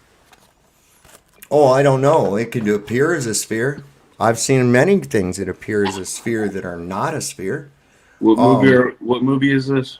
Hold on a second. What movie? Not What? a movie, Austin. It's going out with my telescope and Sorry, looking. I just came in. I just came in. What movie? What We're not cartoon? talking about a movie. We're talking about when I'm you not look talking about a cartoon, Austin. I mean, I think maybe you're trying He's talking about what he's observed himself through a I'm telescope. sorry. I just showed up. I'm sorry. I was in the restroom. I'm just asking what. All right. So that's what we're at. He's telling us. So do What- I assume that it's a sphere because it appears spherical to me? No. It looks like a movie. What are you talking about? Looks like a movie. This image that we're seeing. No, right here, that's a it looks cutaway of the Earth. That's a cartoon. That's the cartoon they show Oh, you so it's when they're not a- telling you about the Oh, inside. so it's not a real image. So it's not a real image. No. That's Austin's way of saying that I'm full of shit. That I went out with my own eyes through a. No, I agree. I believe that you went out and saw Saturn. I've seen it too. And you can bring it in. Now, does that mean it's actually a sphere because it appears to be a sphere? And even if it were a sphere, what the fuck would that matter? What does that have to do with anything? Well, it's a good point because artists can draw things that look like spheres. Right. And it's But let's go ahead and assume that it's a sphere. What does that mean? Well, that's what I wanted to ask you. What's the significance if we have this other heavenly body up there that's spherical, that has spherical rings around it? Mm-hmm. If the moon is spherical, and that doesn't mean just because they are spheres, that doesn't prove that the Earth is a sphere. Right. I was just wanting to see if you will accept that there's other heavenly bodies that are spherical. I will say that there are other heavenly bodies, some of which that we call wandering stars or planets, that are in our sky that do appear to be spherical. Does that mean? Okay, now, you're hold on a second. I'm going to put that into context, though. So now I want to know what the shape of my floor is. Is it logical for me to go, hey, well, that light right there is a ring. And that one right there is a round ball. So that must mean that my floor is a round ball or a ring. Right? Because after all, the lights that I'm seeing in my or surrounding me are those shapes. So that means that where I'm viewing them from should be that shape too. Listen, this thing is full of 666s. You know how much? Do you know how much? How many feet of curvature in 100 miles? How many feet of curvature at 100 miles? Well, it's 7.9. 66.6. Yeah. So yeah. I mean, this number is permeated everywhere in this Yeah. in this thing. It is. It's permeated everywhere within it. And it's the opposite. What you're taught is actually the opposite. So, like, we go back to the stars. He was asking me, you've seen these stars and everything else like that. Yeah. And now thinking about it even more, you think, it's like, wait a second. How could I possibly see something that far away? You can't. There's the simplest answer. There's Occam's razor. You don't have the angular resolution to see something that small that far away. I don't care how fucking bright it is, because light's not going to travel forever. That's the thing. People think light Bottom line. Yep. People also think there's a speed of light, when in reality that's a consensus that was agreed upon at a physics convention in Geneva in the 20s. So that's kind of fucked up. You're using a variable as a constant in your equations. And with the fantastical numbers that they're using, that can throw shit off by fucking magnitudes, man, when it comes right down to it. In fact, I can actually disprove the speed of light being the galactic speed limit. Real easy. Let's suppose Mr. B and I were able to put ourselves 1 light minute away from each other. In other words, the amount of distance that it takes light, supposedly, if this is true, to travel in 1 minute. But he and I are holding on to either end of a stick. And that stick is 1 light minute long. So he's got a hold of one end, I have a hold of one end. Now, if I shined a flashlight from where I'm at, it should take 1 minute for him to be able to see the light. But if I jerk the stick, will it take him 1 minute to feel me jerk the stick? That's sort of a branch of physics called quantum entanglement. Mm-hmm. But we're talking about there it is right there. That right there. But that requires the connection, like you were saying with the entanglement. Yet there's not any evidence of any kind of a connection unless we admit the aether. 1687. I thought I looked it up. I fact checked you. Principia, which was Newton's masterpiece, published in 1687. That's when it was published. According to. Yeah, that's when it was published. So what we got going on here with the problems with the heliocentric model, that we have to, before we can determine what space is, and if we go there, we have to first break through the impossibilities that we've come across. And we've run across 2 impossibilities that we don't have an answer for. 3, actually. I wonder if I started smoking weed, if maybe I could see the light. I don't know. You might. I'll ask you this though, and it'll come right back full circle to something we were talking about. This is cool. I like Mr. B. He's cool as shit. Hell yeah! Hey, hell yeah! Can I ask you how old are you, Mr. B? 69. I'm an old. You will never get it, and I'm going to tell you why. And it's not because you're dumb or any other thing like that. It goes right down to one of the Mandela effects that we're finding in the Bible. Okay? And it really has nothing to do with a religion, but if it says that you cannot put new wine into old skins lest the skins will burst. How old are you, Sovereign? I'm 57. What makes the 3-year difference? I've been onto this a lot longer than you would imagine. I know. Yeah. I understand. I hear you. How old are you, Dave? I'm 57. Oh, 57. Okay. Mm-hmm. So what that means, of course, you probably already know, but for other people that are listening and watching, what that means is that once people get older, they get more set, more rooted in the belief system that they have. And it's harder for them to take on new information that would be contradictory to their old belief system. I got you. A good example of that is if you ever saw the movie The Matrix. They told him, they says, yeah, we brought you through. We usually don't bring people through over a certain age because they die. They can't handle it. And I was like, oh, okay, yeah, I get it. Because it's too overwhelming for them to realize the truth of their existence.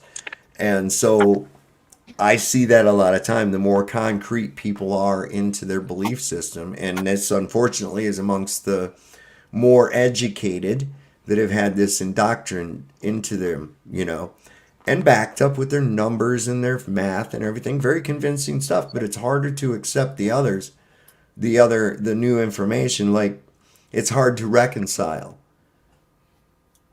some of the impossibilities that are brought forth, and a lot of times it'll make people really mad.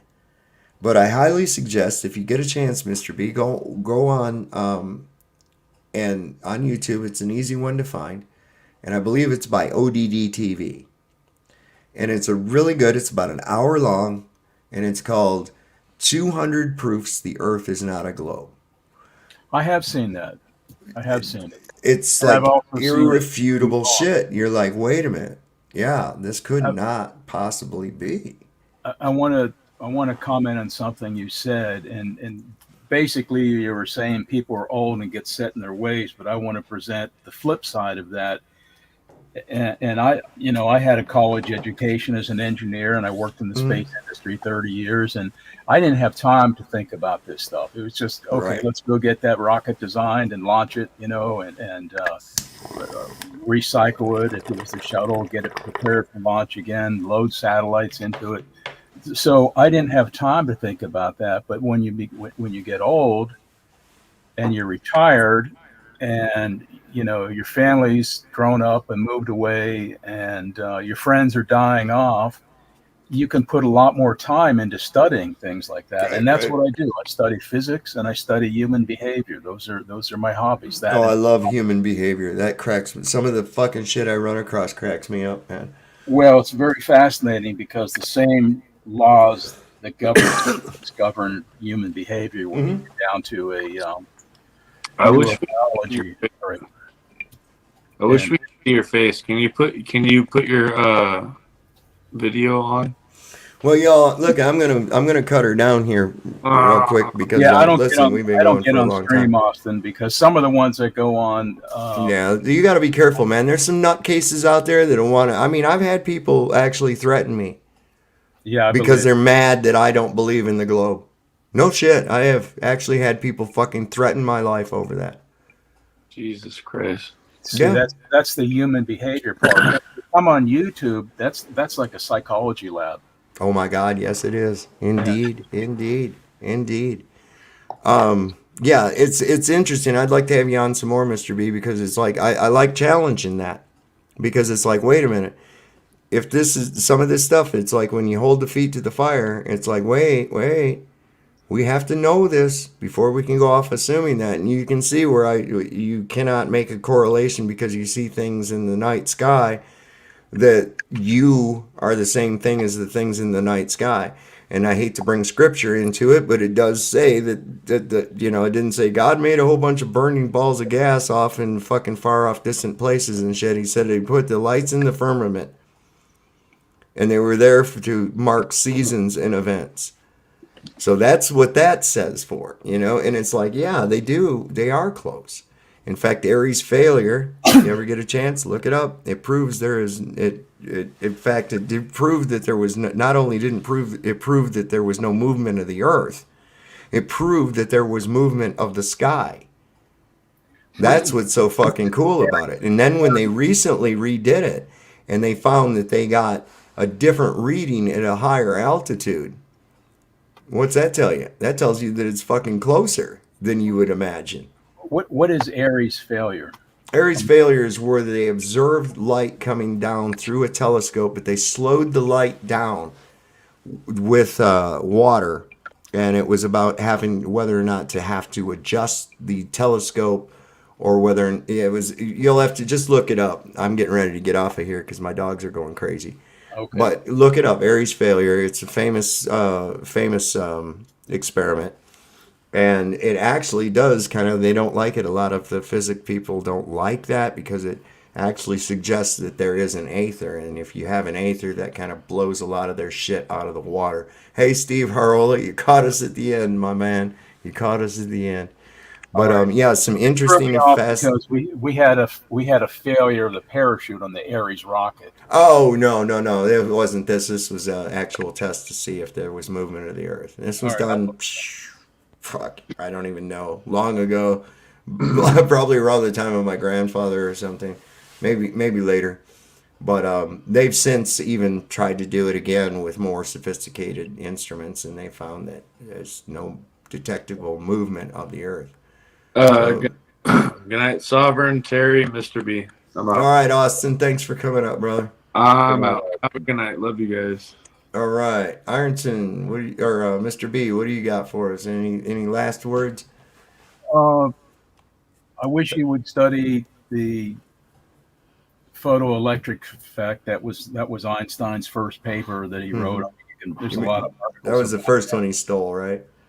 No, he didn't steal it, but it explained a lot, and that is like the gateway into modern physics. Because in the modern theoretical physics. 1895, I'm trying to remember the name of the physicist. It will take a few minutes, but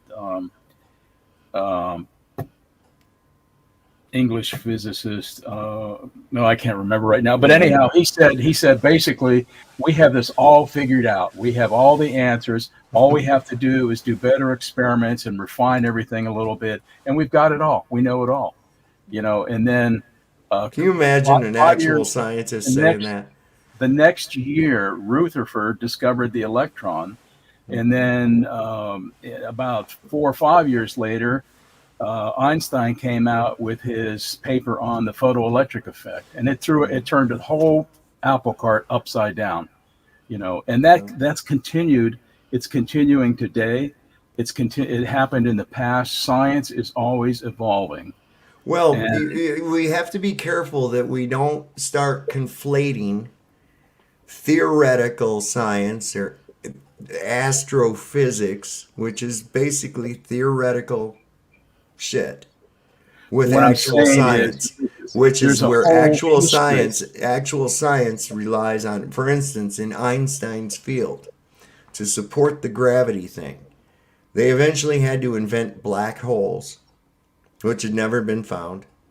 They just invented that because the math didn't work. The math still was flawed, so then they invented gravitons, which no one has ever seen and no one has ever measured. They just said, oh, they must exist or else our math doesn't work.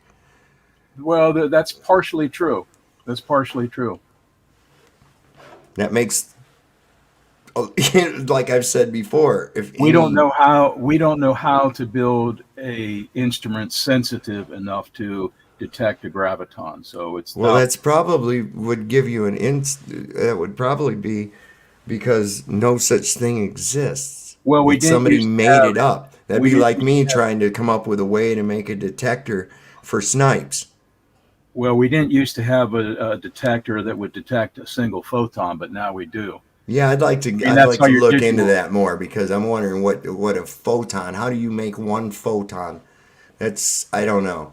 How Well, big is one? to What are they comprised of? What are they look comprised of? into look into how your digital camera works. Mm-hmm. No, I And know it uses light. I absolutely know it uses well, light, and it uses a a photon strikes the surface of that semiconductor and creates a response so in a semiconductor. light. So Light. It's not like one photon. It grabs one out of the air. It's just light. It picks a certain amount of light for a prescribed amount of time. That's all it's doing. There's not like one single photon going in there and bouncing around and shit. All they did was replace the medium of film with a medium of something digital to record it onto. That's all. The same principles apply with the optics. you're right. The same principles apply. In film, it was silver compounds that react to the light, Mm-hmm. and Mm-hmm. in digital, it's a semiconductor that Mm-hmm. is affected. All right, I'm going to jump off too. Hey, All right. Ironton, can you give me a short? Are you still here, Terry? Sir. Yes, sir. I'm right here. I don't really have time to follow it, but what's the lowdown on what's going on with Chile and these lawsuits? Do you follow that? As far as I know, everything he had here in Ironton was dismissed. Okay. Now he still has a warrant here. That's not been dismissed, obviously. As far as I know, they don't dismiss warrants. That should lay there until it never gets done. But outside of that, anything that he had filed, as far as I know, has been dismissed. I don't know about some of the federal from Cincinnati, but since I haven't heard any updates from him, I'm assuming there isn't anything new. And is that lawsuit with Kate, is that still going on? Now No, that I honestly don't know. I don't believe it is. I honestly don't know. I do not have that information. I'm sorry. Yeah. All right. I pretty All right. much I lost all kinds of interest in it. I was like, Yeah, I have. okay. So it turned into look, it was sort of like these cesspool people that were coming into chat. And people that get angry, it's bad enough they get angry over flat earth, but then they're so vested in this dude that they're just insane. Besides, it's sort of like how many times can I watch Ow My Balls? Give it up. He's Well, old hat.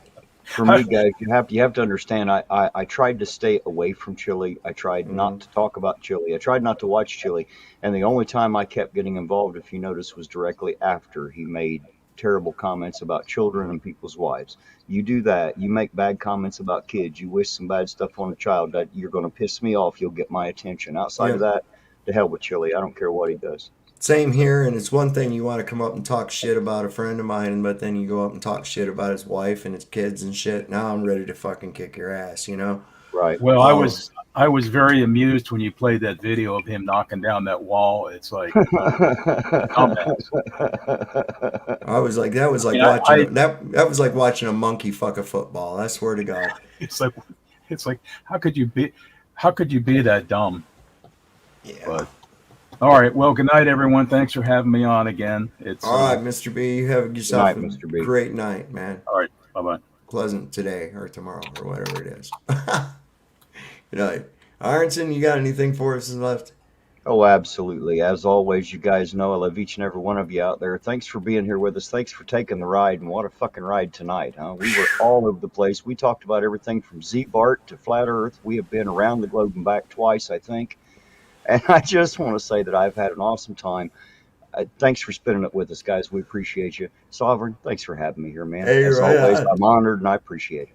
All right. Well, hang tight just for a minute, too. I'm going to say goodnight to everybody. So I want to thank everybody for coming into the chat. I know we went long here, but if you missed part of it, go back. It's been a pretty good broadcast. We're going to be putting Burn the Corporate Fiction is starting his new channel up. He's putting a presentation together. He kind of did a test run here tonight. So as soon as he's got his material up, we're gonna promote that here, and y'all could go and check it out. I hope you'll like it.